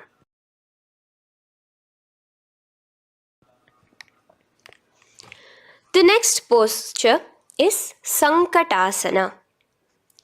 So now, uncross your hands from behind you. Release yourself completely onto the ground. Place your left knee on the mat and the left foot flat. Sit on top of your left foot, knee pointed forward. Raise your right leg on top of the left, bringing the right heel to the left hip. Place your hands on the opposite knees. Here, do the Ujjayi Pranayama. As you inhale and exhale, make the sound of an ocean. Visualize yourself as a swan, a beautiful swan in Sankatasana. The next is Dhenukasana. Just in the same position, slide your left heel to the left hip. Keep your right knee on top of the left. Place both your hands on your right thigh. Visualize a cow in your inner space as you suck your stomach in the Uddiyana Bandha, Dhenukasana. Now slowly uncross your legs as we move into Matsyendrasana. Place the right foot on the left thigh, the left foot on the right knee. Bring your left hand behind your back, hold the right thigh. Twist a little bit. Place your right hand on your left thigh. Twist your body, gaze towards your third eye, visualizing Swamiji in your inner space. The next asana, Matsyendrasana 2, just untwist your body. As you clasp the respective toes of both your feet with your hands, lean forward and down, bringing your forehead to the ground in front of your feet. Visualize Swamiji, the Supreme Pontiff of Hinduism, in your inner space. Raise up now. Keep your legs in the same position. We have the Guru Asana. Interlace your fingers together and place it over the topmost knee. Suck in your stomach in the Uddiyana Bandha, clench your perineum in the Moola Bandha, tuck your chin to your chest in the Jalandhara Bandha. As you engage all three bandhas, visualize Swamiji in your inner space. Let us now repeat Sankatasana on the other side.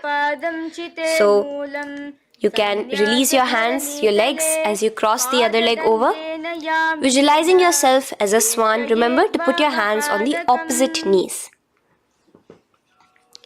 The next asana, Dhenukasana, repeating it on the other side. Slide your leg out, bring both your hands to the topmost knee. Suck your stomach in the Uddiyana Bandha. Visualize a cow in your inner space. Matsyendrasana again, repeating it on the other side. Bring your legs to the cross-leg position. Twist your body around as you gaze at your third eye, visualizing Swamiji in your inner space. Untwist as we enter into Matsyendrasana 2 on the other side. Hold on to your feet, bring your forehead to the ground, continuing to visualize Swamiji in your inner space. Slowly raise up and let us do Guru Asana on the other side. Engage all the three bandhas in the Mahamudra Bandha. Interlace your fingers, place it on top of your knee. Continue to visualize Swamiji, the Supreme Pontiff of Hinduism, as we do Guru Asana. Now, slowly uncross your feet and place them flat on the ground, knees towards the chest in Pashasana. Keep your hands holding the opposite knees, thighs together, and keep your spine completely erect. Continue the Khechari Mudra, where your tongue is pressed against the roof of your mouth. As you gaze at your third eye, visualize Swamiji in your inner space. Continue the Ujjayi Kumbhaka. As you breathe in and out, make the sound like an ocean. Now in the same position, just bring your chin towards your knees in Bodha Shokasana. Lean forward, gazing at your nose, and visualize Swamiji, the abode of bliss in your inner space. Now raise up and bring your hands, uncross your hands, bring your hands underneath your knees, clasping the opposite elbows in Kurakatasana. Gaze at your nose, visualizing Swamiji in your inner space. Now, in the same position as Kurakatasana, just cross your ankles into Sumati Asana. Toes pointed upwards. Gaze at the nose. Visualize the great sage and Maharishi Sumati in your inner space. The next asana is Dandasana. Extend your feet out straight in front of you. Keep your arms straight above your head. Interlace the fingers from inside out. Let your wrists point outwards. Engage the Mahamudra Bandha, all the three bandhas. As you gaze at your nose in Dandasana, visualize Swamiji in your inner space. The next is Arambhasana. Now keeping your legs straight, release the Jalandhara Bandha and the Uddiyana Bandha, keeping your perineum clenched in Moola Bandha. Lean forward and down. Hold your big toes in the Prana Mudra with your index and middle fingers. Head to your knees. Do here the Nadi Shodhana Pranayama. Inhale through the left nostril, hold and exhale through the right. Visualize Swamiji in your inner space. The next is Bhidokasana. So, slightly raise your body up and bring your hands underneath your knees, extending your knees slightly up. Keep your heels a bit apart from each other and clasp your feet. Bring your shoulders down, wrapping your hands around your legs. Gaze towards your third eye, visualizing Swamiji in your inner space. So from here, let's enter into Jalandhari Pavasana.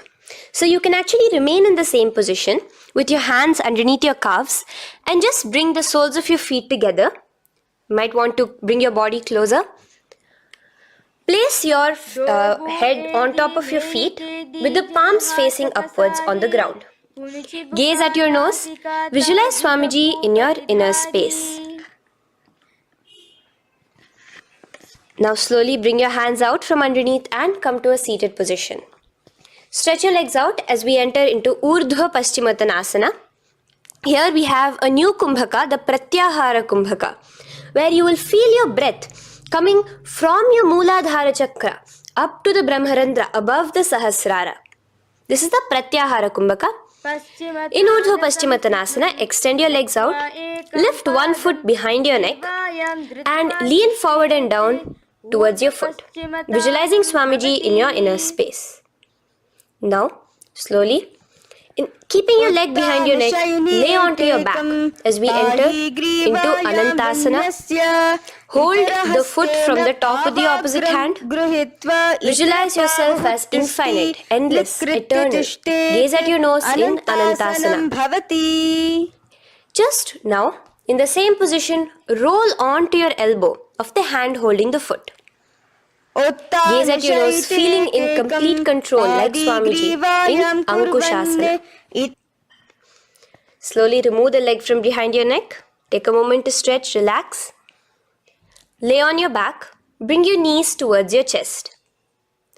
Bring your hands around, encircling the thighs and the calves with your arms. Roll to the left and right in Drishasana, visualizing Swamiji in your inner space. The next asana is Urdhva Paschimottanasana. On the other side, let us repeat it. Raise up to a sitting position and bring the other foot behind your neck. Lean forward and down, clasping your foot. Repeating Anantasana on the other side, lay on your back, bring the opposite hand to the foot, gaze at your nose, and continuing to gaze at your nose, roll onto the elbow as we repeat Ankushasana on the other side. Now, you can release your foot and try to remain in the same position without removing the leg from behind your neck as you bring the other leg too to cross behind your neck with both your legs behind your head. Laying on your back, bring both your hands to clasp behind your back. Gaze to your nose, visualizing Swamiji in your inner space in Yoga Nidrasana. As we enter into Atmaramasana, in the same position you can uncross your hands from behind your back.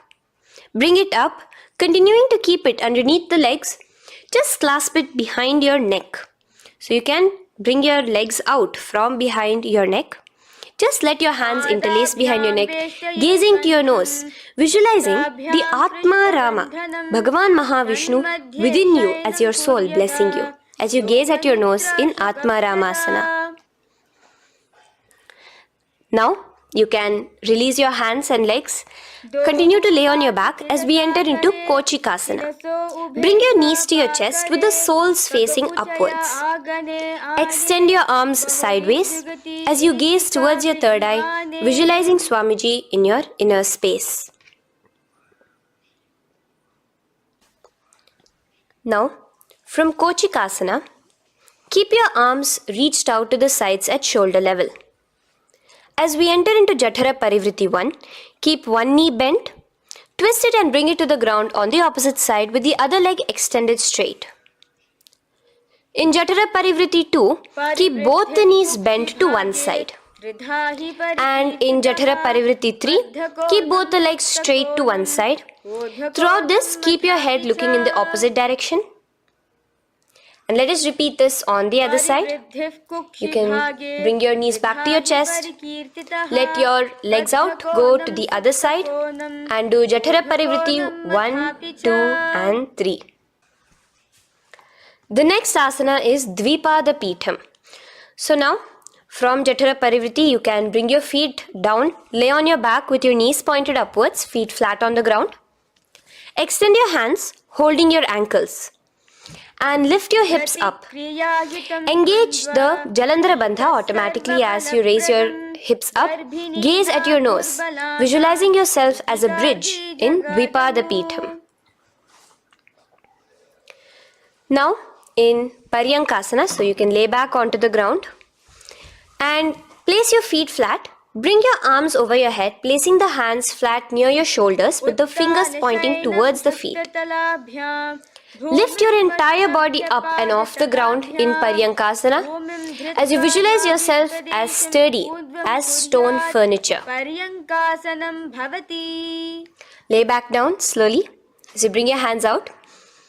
Keep your knees to your chest here and your hands on the shoulders as we enter into Svottanasana. Visualize you're laying on your back as a playful dog. Move your hips in the circular motion. Do the Sahaja Kumbhaka. Now let us enter into Viparita Karani. First, bringing your arms out from behind your shoulders. Let your arms be extended by the side of your body. Use the strength of your arms, palms flat on the ground, to push your body, your upper body, your lower body off the mat. And keep your legs straight above you, extended. Move your legs around and around in Viparita Karani. Automatically the Jalandhara Bandha is engaged. Breathing during the Jalandhara Bandha is the Murcha Kumbhaka. Visualize Swamiji in your inner space. The next is Viparita Karani 2. In the same position, just stop the rotational movement of your legs. Visualize Swamiji in your inner space. Now, as we enter into Langalasana, just let your feet from the top rest onto the ground above your head. Interlace your fingers in the Parashu Mudra behind your body. Visualize yourself as a plow in Langalasana, continuing to engage the Jalandhara Bandha. भूमिं कर्षयेत् लङ्घलासनं भवति. Now, in Shaita Paschimottanasana, bring your hands out from behind your body and hold on to the toes above your head. Keep your legs and hands completely straight. Visualize Paramashiva as Shaita Paschimottanasana is one of the 84 different asanas directly revealed by Paramashiva himself. Continue to do the Murcha Kumbhaka, inhaling and exhaling with the Jalandhara Bandha. Clasping your toes now, spread your feet wide apart from each other in Supta Konasana. Visualize Swamiji in your inner space.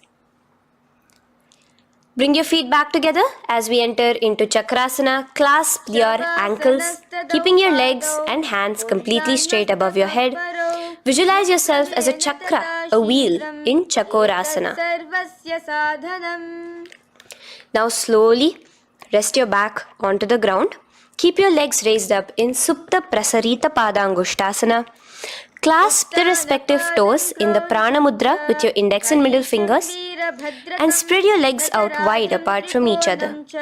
Visualizing Swamiji in your inner space, restart to Ujjayi Kumbhaka where you're inhaling and exhaling, making the sound of an ocean. Bring your feet together in Supta Padangushtasana in the same position, continuing to visualize Swamiji in your inner space.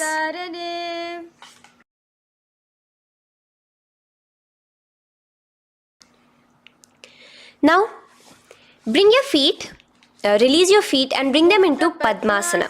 As you lay flat on your back in Matsyasana, hold the opposite elbows over your head, gazing at your nose. Visualize Matsyavatara, the fish form of Bhagavan Mahavishnu. Now in the same position, put one hand over the other, extended straight above your head. As you visualize Lord Rama in your inner space, continue to gaze at your nose. Now, slowly bring your hands to your hips as we enter into Sarvangasana. Lift your hips and legs up into the sky, crossing your legs in Padmasana. Let your hands support you, your elbows on the floor. Do the Jalandhara Bandha as you gaze at your nose in Sarvangasana. Now, bring your hips back onto the ground in Vrishchikasana. So in the Padmasana, just remove one foot alone. Keep one foot on the opposite knee as you pull the knee towards your face. Let your hands stretch out above your head, hooking forward as you raise your upper back off the ground, visualizing yourself as a scorpion in Vrishchikasana, gazing at your third eye. Do the Jalandhara Bandha, tucking in your chin to the chest. Now just switch your legs around as we repeat Vrishchikasana on the other side. Continuing to visualize yourself as a scorpion, gaze at your third eye. The next asana is Vrishapada Kshepasana. So come now to a complete flat position on your mat. Come down to a complete lying down position and interlace your fingers around your neck. Now raise both your feet off the ground. Extend one leg straight and the other knee to the chest in a bicycle motion. Alternate between extending and raising the knee again and again, bringing your opposite elbows to the respective knees. Visualize Swamiji in your inner space. Breathe in and out in the Sahaja. From Vrishapada Kshepasana, now lay flat onto the ground with your hands by your side as we enter into Marottanasana, where you will be lifting your legs one by one, touching the ears with your knees. Visualize Swamiji in your inner space. The next asana is Vrikasana. Now what you'll be doing is laying on your back. Bring the soles of your feet flat onto the ground. Stand up completely and lay back down. Visualize yourself as a wolf in Vrikasana.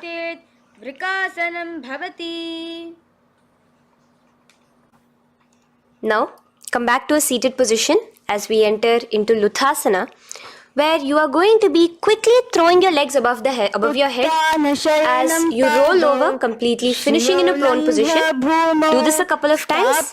Come forward, roll over. Come forward and roll over again. Visualize Swamiji, the Supreme Pontiff of Hinduism, in your inner space. Now, take a moment to relax. Lay on your belly with your toes extended in Sarathasana. Keep your hands onto the ground by your shoulders. Now here, contract your lips and make a sound like a flute, whistling while inhaling. Visualize yourself as a ratha, as a chariot carrying warriors into battle for dharma on your back. Now from Sarathasana, let us enter into Dehalyullanghanasana. So place your palms on the ground and bring yourself to a plank position. Jump your leg forward and back between your arms, visualizing Swamiji in your inner space. Jump forward now. When your legs are between your hands, stand tall. Holding your toes with your hands, walk back and forth. Visualize yourself as a wise 60-year-old elephant in Jatyasana. Now come to a standing position. The next is a beautiful karana, the Lolitika karana. So keep your knees bent, feet pointing outwards again in the Aramandi position. Bend your elbows, keeping your hands at the chest level. Now swiftly move your arms across the body, bringing it back to the center and tilt your head back. Opening your chest up towards the sky, move your head in all the directions. Now stand back straight as we enter into Sarpasana. So stand erect like a rod with your arms by your side, hands touching the thighs. Visualize Devi, Kundalini, raising up and curling upwards around your body in Sarpasana. The next asana is Ushtrasadanasana. Lean forward and down, standing on top of your palms. Begin to move and walk like a camel, visualizing yourself as a camel. In the same position, continuing to walk around, switch your visualization to visualizing yourself as a horse as you start to walk around like a horse in Ashvasana. Now raise up tall as we enter into Kapota Nitakasana. Interlace your fingers behind the back Pulling them down towards your calves, open up your chest. Keep your hands in the Parasha Mudra. Visualize yourself as a soaring bird diving down in Kapota Nitakasana. Now, stand tall as we enter into another Karana here, the Tala Pushpaputam Karana. Bring yourself to the Aramandi with your hands in the Namaskara Mudra. Simultaneously now, open up your palms while raising one heel off the ground, slightly lowering the waist and shoulder of the heel you have raised. Visualize you're offering a bouquet of flowers to Paramashiva as you come back to a standing position, and repeat this on the other side. Let's do this a few times, offering flowers to Paramashiva. Now, come to a standing position. Stand straight and bring your hands together in the Namaskara Mudra. Slightly lean forward. Visualize yourself as a rhinoceros. Your hand is the horn as you gaze at your nose in Khadgasana. The next asana is Utthanotthanam. So come to a standing position and sit down all the way as low as you can to the ground and stand up. Do this again. Sit down. Stand up, and again, sit down, stand up.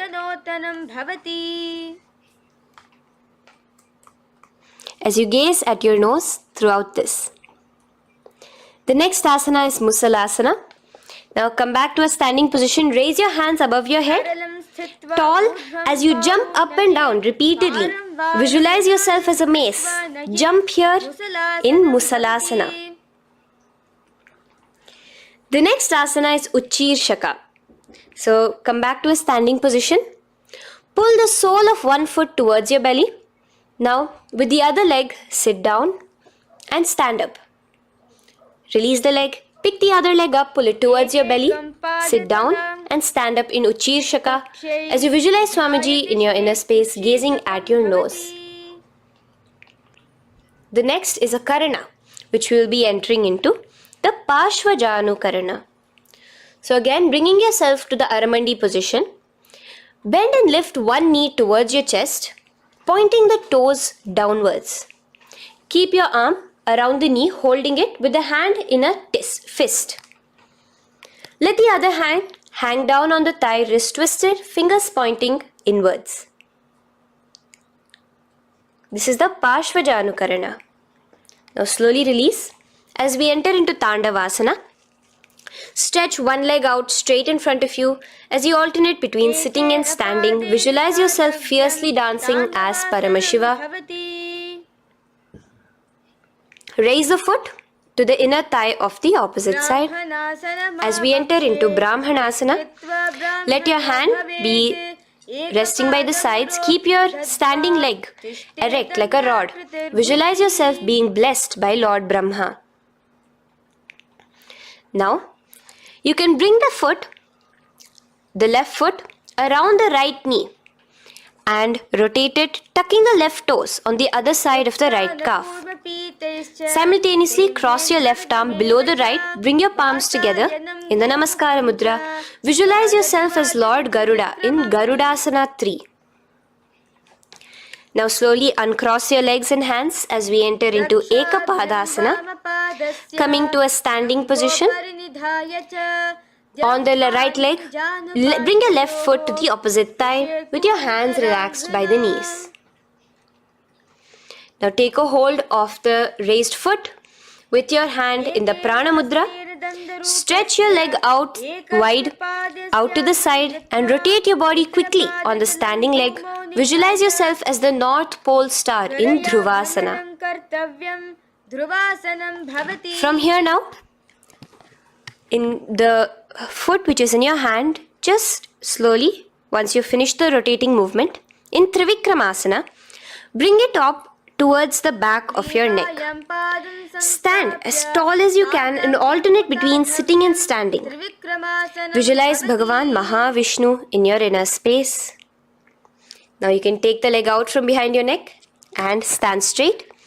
As we repeat the Parshvajanu Karana on the other side, bring your knee up to your chest, clasp your knee in a fist while the other hand comes to the opposite thigh. Hold there for a second and stretch your leg out. In Tandavasana, sit and stand. Visualize yourself fiercely dancing as Paramashiva. Bring the foot to the inner thigh, standing straight like a rod. Get your hands by your sides. Visualize yourself being blessed by Lord Brahma. In Brahmanasana on the other side. Move into Garudasana 3 on the other side as you rotate your leg over, your hand under. Visualize yourself as Lord Garuda. And uncross yourself as we move into Eka Padasana on the other side. Bring your foot to the inner thigh, to the root of the thigh, and stand straight. Clasp your toes, stretch it out as we go into Dhruvasana on the other side. Visualize yourself as a pole star rotating quickly. Come back to a standing position and bring your foot behind your neck. In Trivikramasana, sit and stand. Visualize Vishnu, Bhagavan Mahavishnu in your inner space. Now, stand tall as we do the Samanakha Karana. Stand with your feet close together, toes slightly pointed outwards. Keep both the hands to the side of the body. Take a moment to breathe in and breathe out and relax. Now, slowly relax and from the standing position, slowly bend forward, bringing both your hands underneath your knees. Now, once you have squatted down fully, interlace the fingers together in the Parashamudra. Bring that interlaced fingers in front of your navel. In Ghorakanjali Asana, visualize the great sage Goraknatha, the founder of the Natha Yoga Hindu Sampradaya. As you do the Jivachala Kumbhaka, engage the Moola Bandha. The next asana is Kanchyasana. So now just slowly unwind your hands from each other, from your navel, and now bring your hands from the opposite side inwards underneath your calves and wrap your hands around your back. Hold them together in the Parashamudra. Keep your body, your upper body, upright, visualizing the Supreme Pontiff of Hinduism in your inner space. The next is Bhairu Asana. So slowly unclench your hands and bring them out from underneath your legs. Keep your feet and knees together and in a squatting position, bring your hands behind your back, clasping them together, remaining in the Parashamudra. As you gaze at your navel center, visualize Bhagavan Kala Bhairava, the Lord of Time, in your inner space. The next asana is Varahasana. Now to gain your balance, you can lightly spread your legs apart and bring your hands to the back of behind you in the Anjali Mudra, palms together. Visualize a boar, one of the 10 incarnations, the Varaha Avatara of Mahavishnu, gazing at your nose. Now slowly relax, bring your hands out from behind you as we move into Pripithasana. With your hands in the Prana Mudra, with your index and middle fingers, clasp the respective big toes and come to a half squatting position where your hips are at your knee level. Visualize Swamiji in your inner space as you do this asana, Pripithasana. Slowly let go of your feet and place your palms flat on the ground in front of you with the fingers wide for balance. We're going to be balancing here in Bakasana. Place your knees on the back of your arms. Focus your eyes on one spot as you raise your feet off the ground, balancing here. Visualize yourself as a crow. The next asana is Shushtanga Kapali Asana. So now come to a kneeling position. So from there itself, you can directly put your head onto the ground, or else come to a kneeling position and place your head onto the ground. Palms spread for support. Raise your body onto your head, bringing your legs into the Padmasana. Gaze at your nose. Visualize Swamiji himself in your inner space. Come down now, uncrossing your legs as you come down. Sit onto your knees, keeping the toes flat. Now, Let your heels come outside of the hips. Keep your hands on your knees. In Guptasana, sit straight. Keep your gaze on your nose. Visualize you're sitting in the sacred secret seat with Paramashiva and your Guru, Swamiji himself. Now we are going to be kicking up into a handstand. So get ready. Place your palms on the ground, fingers wide for support. Do take support of a wall if you need it. And lift your body up straight above your hands. Visualize you are a tree in Vrikshasana 2 with deep roots into the ground. Breathe in and breathe out slowly. In the same position as we move into Shibhuasana, switch your gaze to the third eye. Hold it there for a few seconds and relax. Bring your feet back to the ground. Now lay flat onto the ground in a plank position and slowly lower your body towards the ground and push yourself up again. In Matsyasana 2, go down and come up, visualizing yourself as a fish. The next asana is Sarpasana 2. So here you're going to lay prone, completely flat now. You can lower yourself to the ground. Bring your hands to the hips. Extend your legs together and point your toes backwards. Lift your chest up and move left to right. You're moving like a snake while visualizing yourself as a snake in Sarpasana 2. Relax slowly, bringing your chest back to the ground. Now, keep your feet together, pointing backwards. As you bring your elbows onto the ground, rest your upper body on your elbows. Bring your hands together in the Padma Mudra with your little fingers and thumbs together and rest your chin on your hands. Niralambanasana, where feeling yourself completely supported, knowing that Swamiji is there in your life. Now, slowly relax, place your palms on the ground beside your chest and push yourself up, your hands straight up completely. As you bend your knees, bringing your feet to touch the top of your head. Lean your neck back, touching your head with your tip of your toes. See yourself, visualize yourself as an umbrella, protecting your Guru from the sun's rays in Chhatrasana. Slowly relax, you can bring your feet down. As we move into Vajrasana, just push your body back and sit on top of your knees, with the heels flat on the ground. Now stretch your arms in front of you with the palms facing downwards. Place your forehead on the mat. Visualize you are the weapon of Indra, the Vajra, symbolizing indestructibility as you gaze at your nose. As we enter into Meshasana, raise yourself into the same Gajasana position on your hands and legs with your hips pointed upwards. And alternate striking the ground with the opposite hands. Experience yourself, visualize yourself as a powerful ram as you alternate striking the ground in Meshasana.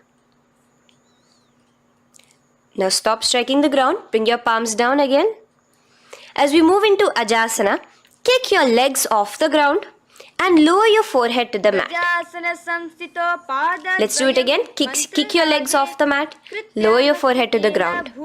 You are unborn, existing for all of eternity in Ajasana. Now, come to a seated position as we move into Dhanantara Asana. Sit on your heel with your legs together. Pull your toes underneath you. As you bring your hands top of the knees, gaze at your nose, visualize Swamiji in your inner space. Here, do the Ujjayi Pranayama, inhaling and exhaling like an ocean, Dhanantara Asana. From Dhanantara Asana, now interlace your fingers in front of you and then behind you.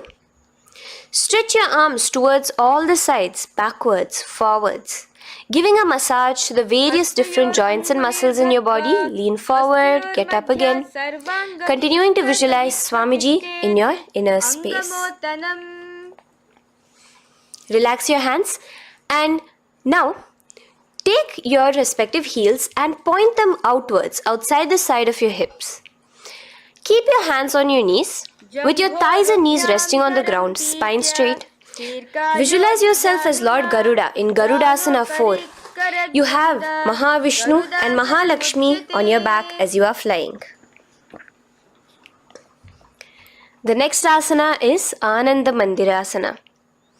Now you can continue to remain in the same position. You can bring your feet pointing inwards. Use your hands to clasp underneath your ankle. Make sure your knees are spread out wide. Gaze at the third eye. Visualize residing in the blissful space of a temple. You are in a temple in Ananda Mandirasana. Now, as we move into Mandukasana, keep your knees wide and sit on top of your ankles.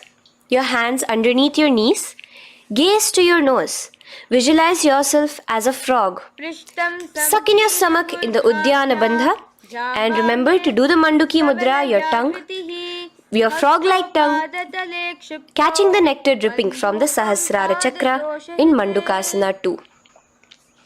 Now, as we move into Narasimhasana, tuck your toes in and sit on top of the heels. Place your palms on the ground, spread your fingers wide and spread your knees apart onto the ground too. Gaze towards your nose, stick out your tongue and exhale forcefully, visualizing the Narasimha Avatara, the form of Mahavishnu as a half lion and half man. Now just raise up, bring your hands off the ground. Here we'll be doing a new pranayama, which is the Bhishraka pranayama, as we enter into Bhishrakasana. So continue to keep your knees and feet on the floor. As you bring your hand up to your face, make a hollow of your palms and place it over the mouth. Keep your thumbs under your teeth and close your lips. Gaze to your nose. Inhale through your left nostril, exhaling through the mouth. Gaze at your nose again. Visualize yourself as Devi, presiding over any and all minuscule fears you may have within you. Now moving back into the Ujjayi Pranayama, let us do Makadasana. So you can take your hands off your face and slowly remaining in the same position, bring it to your armpits. Bring your fingers to your armpits. Imitate as if a monkey is scratching. As you gaze to your third eye, visualize yourself as a playful monkey in Makadasana. From Makadasana, let's move into Vajra Sangharasana. So you can slowly lift your knees off the ground, just balancing on your toes, sitting on the heels. Bring your hands behind your back and clasp the opposite elbows. Gaze to your nose, embody a diamond. Visualize yourself as a diamond-like strength for yourself and your Sangha.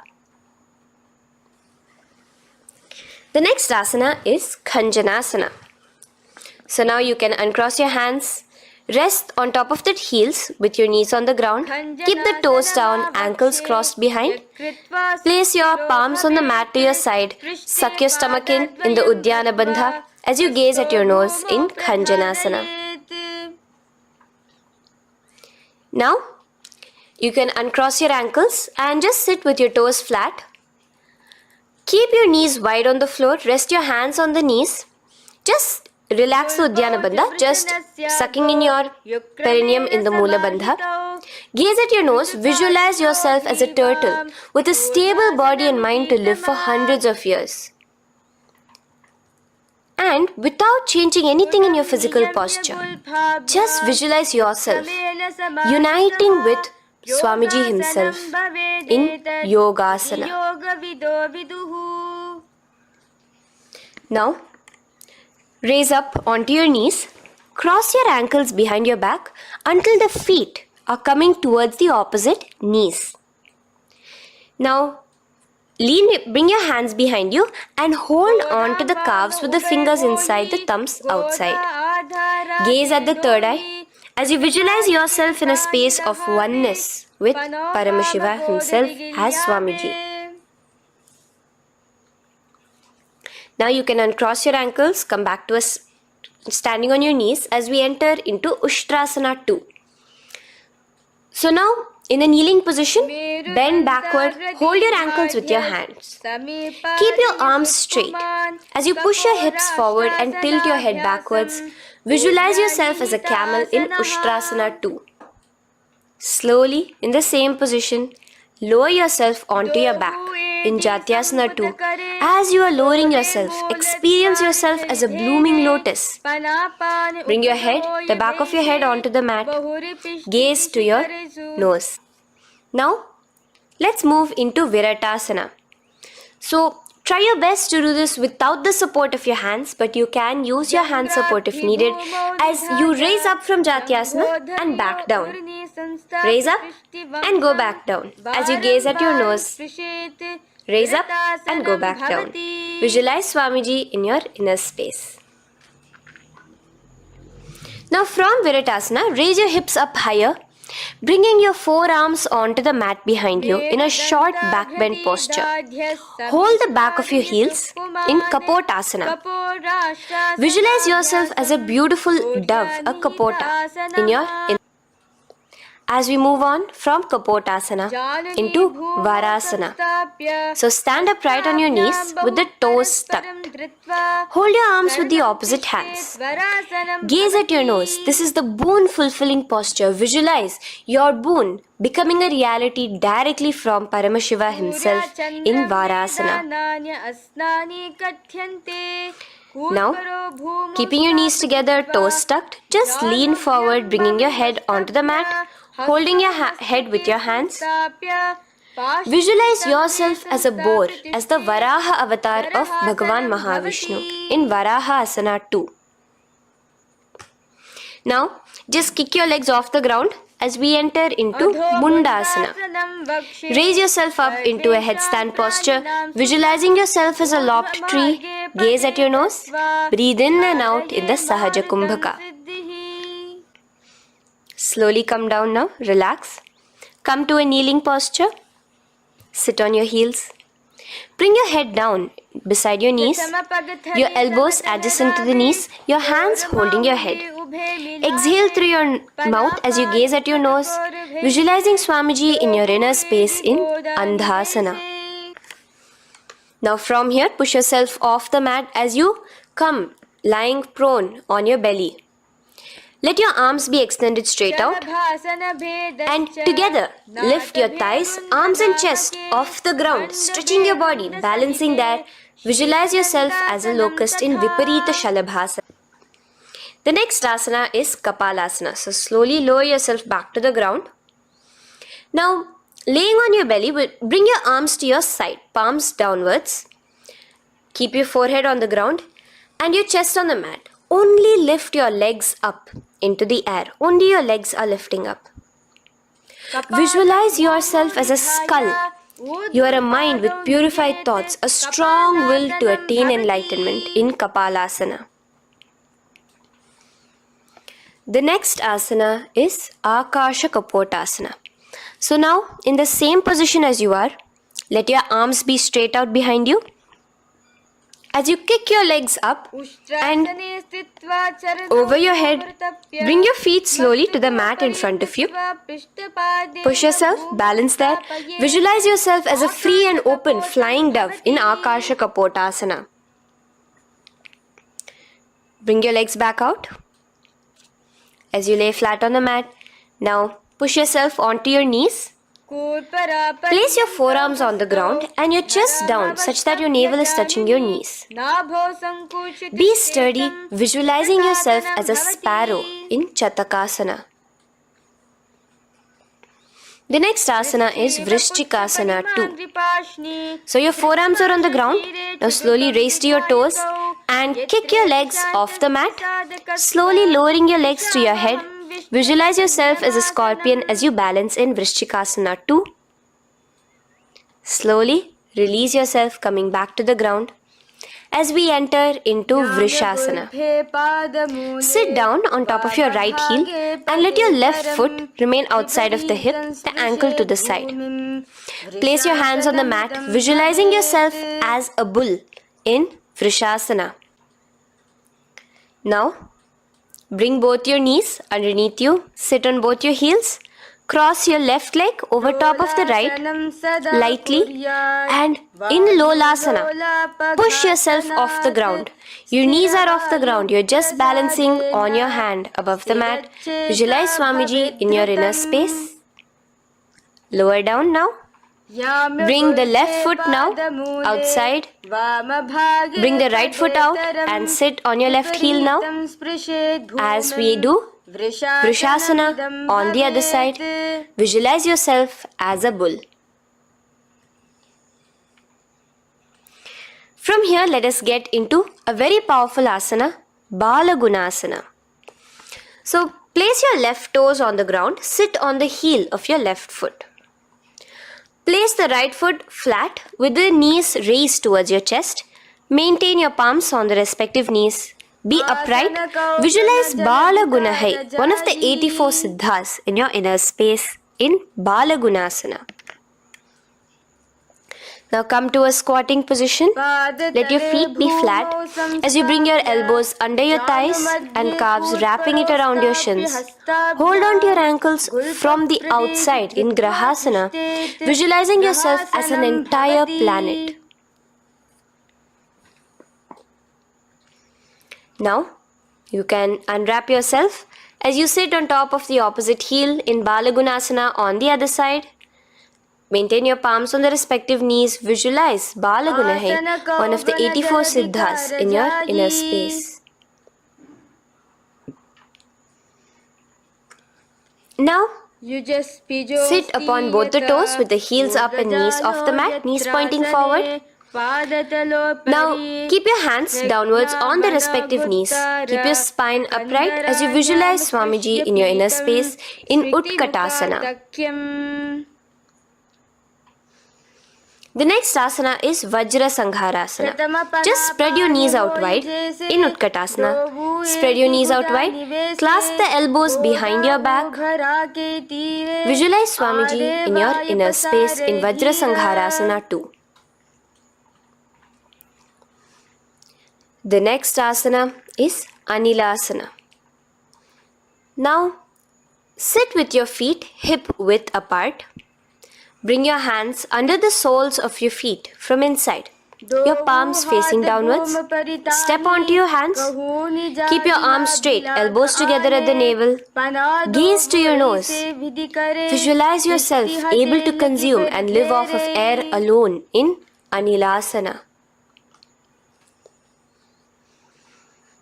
The next is Padukasana. So from Anilasana, you can release your hands. Place the back of your hands on the mat with your fingers facing upwards. With your fingers facing towards your body, palms upwards. Step your feet on top of your hands and wrap your hands around your feet like a shoe. Walk around. Visualize you're wearing padukas, walking across the length and breadth of the world in Padukasana. Now bring your palms onto the ground. Stop moving around as we move into Kukutodana. Kick your feet up into the air and let them fall back down.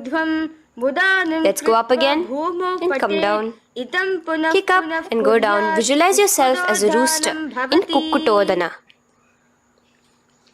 The next is Viparita Nrityasana. So as you're kicking yourself up, you can go up into a complete handstand posture, which is Viparita Nrityasana. Do take support if needed. And move around on your two hands as if you are dancing in Viparita Nrityasana. Slowly come back down to a standing position. Lean forward and let your feet be slightly apart from each other. Bring one palm down on the mat with the arms straight. Bring the opposite hand to your head and be stable in Kunjarasana. Now just put that hand down as you bring the other hand to your head, repeating Kunjarasana on the other side. Be stable here. Now you can squat back down onto the ground. Keep your feet flat. Hold your respective ankles and lift your feet off the ground in Kadamba Asana. Visualize yourself as a Kadamba tree, a pious tree that promotes a long life. The next asana is Pavana Muktasana. Now sit back down onto the ground, bring your knees towards your chest. Let your hands wrap around your knees, hold it close to your body. Visualize all the excess vata, air, just balancing and releasing in your system in Pavana Muktasana. Now, let us move into Chakorasana. So first stretch your legs out in front of you. Bring one leg behind your head. Now place both hands on the ground and lift your body off the ground while lifting the other leg too, up straight. Visualize yourself as a powerful source of energy. Gaze at your third eye in Chakorasana. Slowly relax back down. Now hold your left toes with the left hand, index and middle fingers. Pull the foot to the left ear. We are entering into Dhanurasana 2. Extend your right leg out, keeping straight. Hold the big toe with your right hand. Visualize yourself as a bow in Dhanurasana 2. The next is Ashtavakrasana. So lift your left leg over top of the left shoulder. After releasing your hands, bring the right foot across and hook it on top of the left foot. Lean forward and down, keep your palms onto the ground. Extend your legs out to the left, lift your head up and chest. You're completely balancing only on your hands as you visualize yourself as a flying crane in Ashtavakrasana. Now slowly relax down. From here, bring your right foot to the left thigh and your left foot flat onto the ground. Knees raised up. Have your left shoulder underneath the respective leg and place your hands flat on the ground. Gaze towards your third eye. Visualize you are immortal, able to exist solely from prana alone in Pranasana. From here, moving into Parshva Matsyendrasana. Place your right foot at the root of the left thigh. Then the left leg by the side of the right knee. Hold the left leg by the right hand. Twist your body out. Remain steady here, gazing at the third eye. Visualize Matsyendranatha, the great Rishi, Yogi, master of Hatha Yoga, in your inner space. Now slowly unwind yourself. As we repeat Chakorasana on the other side, lift the other leg behind your head. Place both your hands on the ground and keep your entire body off the ground straight up. Gaze at your third eye, visualizing yourself as a powerful source of energy. Now relax back onto the ground. Let's repeat Dhanurasana 2 on the other side. Clasp your respective hands with the feet. Pull one foot back, the other foot extended forward. Visualizing yourself as a bow. Release your feet as you cross them over each other, over top the shoulder in Ashtavakrasana on the other side. Raise off the ground. Visualize yourself as a flying crane. The next asana, we'll be repeating Pranasana on the other side. Bring the right foot to the left thigh. Bring your hands onto the ground with the knee raised. Gaze at your third eye, visualizing yourself able to live off just prana, just air alone. And relax as we do Parshva Matsyendrasana on the other side. Twist yourself, visualizing Matsyendranatha, gaze towards your third eye. And from there, let us enter into Ardha Paschimottanasana. Keep one leg straight and press your perineum with the other heel. Bring your chest forward and down. Hold your toes and feet and bring your head towards your knees. Here in Ardha Paschimottanasana, visualize Swamiji in your inner space. Now raise up, and the foot which was at the inner thigh, now rotate it outside of the hip. Now hold the sole of your other foot and lift your leg up towards your forehead. Try to bring your knee to your forehead as you keep your knee straight. Gaze to the nose in Kraunchasana. Visualize yourself as a crane. Now slowly relax down your leg. Now the leg that is now straight, you can bring it to the inner thigh as you straighten out the other leg. As we repeat, Ardha Paschimottanasana on the other side. Lean forward and down, clasping your foot. Bring your forehead to your knee. Visualize Swamiji in your inner space. Slowly raise up. Place your right ankle outside of the hip now. Hold the sole of the left foot, lifting the leg up towards your forehead. Stretch yourself there. Gaze at the tip of your nose. Visualize yourself as a crane in Kraunchasana on the other side. Now, from here, bring the soles between the thighs and calves. So once you have relaxed yourself, bring your soles between the thighs and calves. Keep your spine straight, palms resting on your knees. Visualize a swastika, embodying peace, well-being, good fortune and prosperity as you gaze at your nose in swastikasana. Now without changing anything about your position, just take your hands alone. Cover the respective heels with your hands in Gorakshasana as you tuck your chin to your chest in Jalandhara Bandha. Gaze at your nose. Visualize the great Rishi Gorakhnatha, the founder of the Natha Yoga Hindu order. Now release the Jalandhara Bandha. Continue to keep the Mula Bandha engaged throughout the whole sequence. As you raise one foot to the opposite thigh, bring your hands to your face in the Shanmukhi Mudra, closing your eyes with your index finger, nose with the middle finger, ears with the thumbs. Gaze at your third eye as you meditate on Swamiji himself, the Supreme Pontiff of Hinduism. Now release the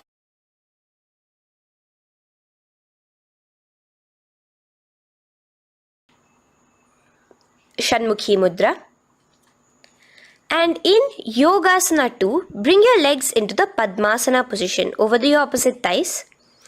Keep your hands flat onto the ground beside your knees with the palms facing upwards. Sit straight, gaze at your nose. Here we'll be starting the Kaka Chanchu Kumbhaka, where your inhalation will be through your tongue wrapped like a pipe, and your exhalation will be through your nose. From Yogasana 2, now keeping your palms beside your body, just switch them around to be flat on the ground and push your entire body off the ground, balancing. Visualize yourself as a rooster in Urdhva Kukkutasana. Now relax down, come back to a seated position on the floor, keeping your legs in Padmasana. Insert your hands through your knees and place them on the mat. Remember, do not lift your body up, just stay seated down there. In Siddha Harituliyasana, gaze to your nose, visualize Swamiji himself in your inner space. From there, let's enter into Hamsasana, where you will actually be pushing yourself off the ground. Lift your thighs up high above your shoulder, above your elbows as much as possible. Gaze to your nose, visualizing yourself as an elegant swan in Hamsasana. Now release yourself. Now, do not take your hands out from between your thighs and calves. Just go onto your knees and reach your hands behind your body with your fingers interlaced in the Parashu Mudra. Bring your forehead to the floor as you gaze at your nose. Visualize yourself as Lord Paramashiva's bow in Karmukasana. Now, slowly come back to the seated position as we move into Kurmasana 2. Keeping your hands in between your thighs and calves, bend your elbows and hold your respective shoulders with your hands. Visualize yourself as a turtle, a stable body and mind to live for hundreds of years. Now in the same position, just engage the Jalandhara Bandha, tucking your chin to your chest as we move into Granthi Bhedasana, gazing at your nose. Rejoice, knowing you are in Paramashiva's secret knot posture. And from there, release the Jalandhara Bandha as you roll onto your back. Keep your hands on the shoulders, laying flat on your back. As you visualize yourself as a turtle on its back, playful, gaze at your nose in Uttana Kurmasana. Now rock yourself back to a seated position as we do Pangu Kukkutasana.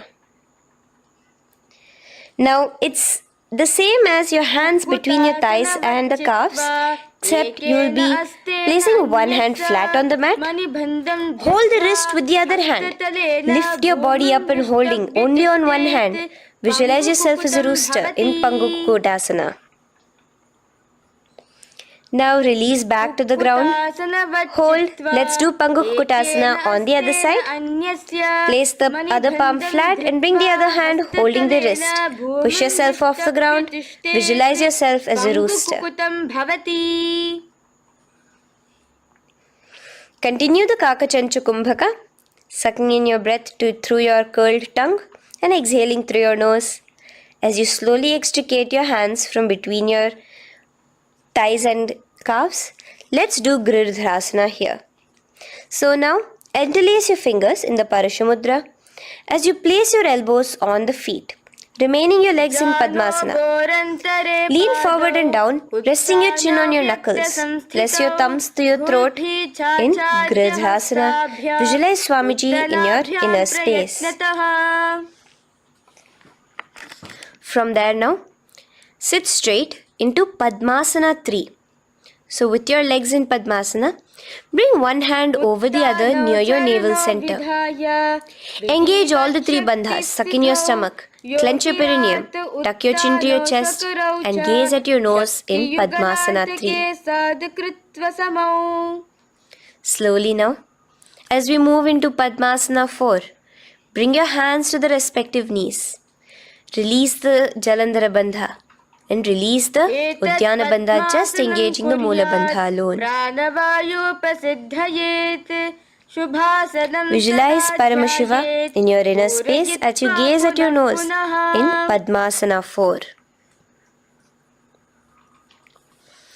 Now we'll be entering into Karmukasana 2.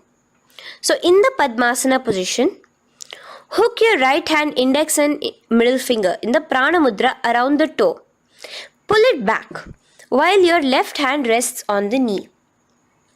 Now, as you visualize yourself as Paramashiva's bow, just release your right foot, bring your left hand to the left toe, right toe, and let your right hand be on the right knee. Now from here, let's do Karmukasana 3. So you can release your toes, cross your hands behind your back, continue to keep your legs in Padmasana, and with your respective hands, cross behind your back. Hold on to the toes in the Prana Mudra.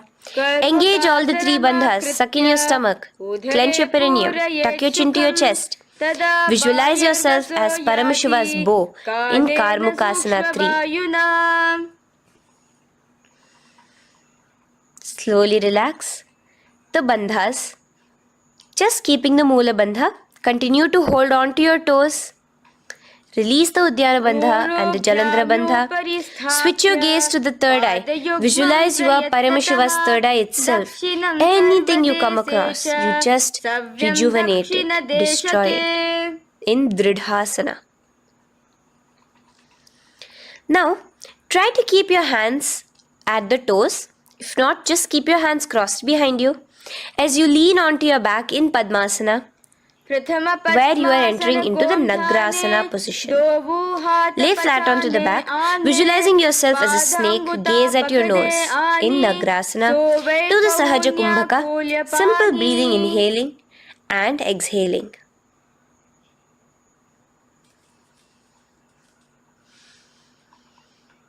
Now bring your knees to your chest.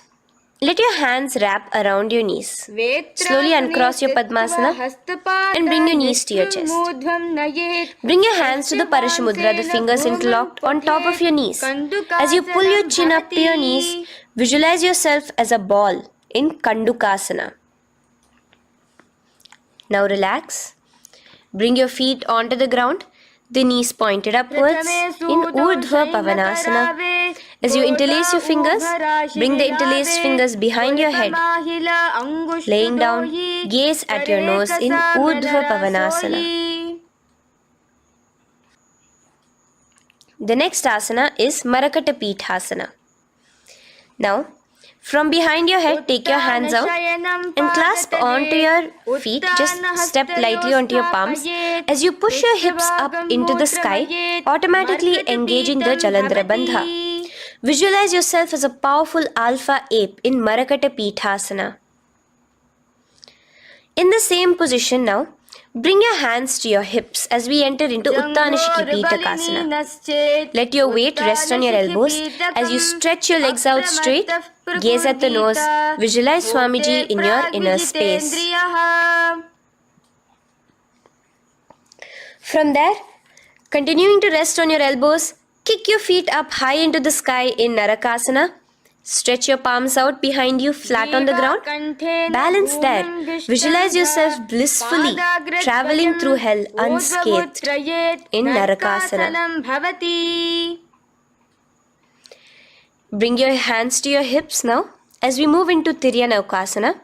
Angling your legs down at an angle, visualize yourself as a boat crossing the ocean of samsara in Tiryanaukasana.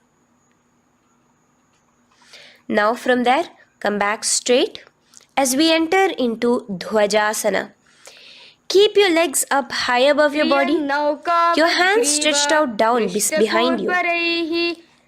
As you push yourself up, visualize where Kailasa's flag respected across all nations in Dhwajasana. Hold there for a few seconds and relax now. Flat onto the ground, palms slightly away from your body. Do not move at all in Mritasana. Your body is dead. Visualize that. Visualize the Supreme Pontiff of Hinduism liberating you. Let your awareness travel to all the parts of your body in the Shakti Chalan Mudra as we do Mritasana.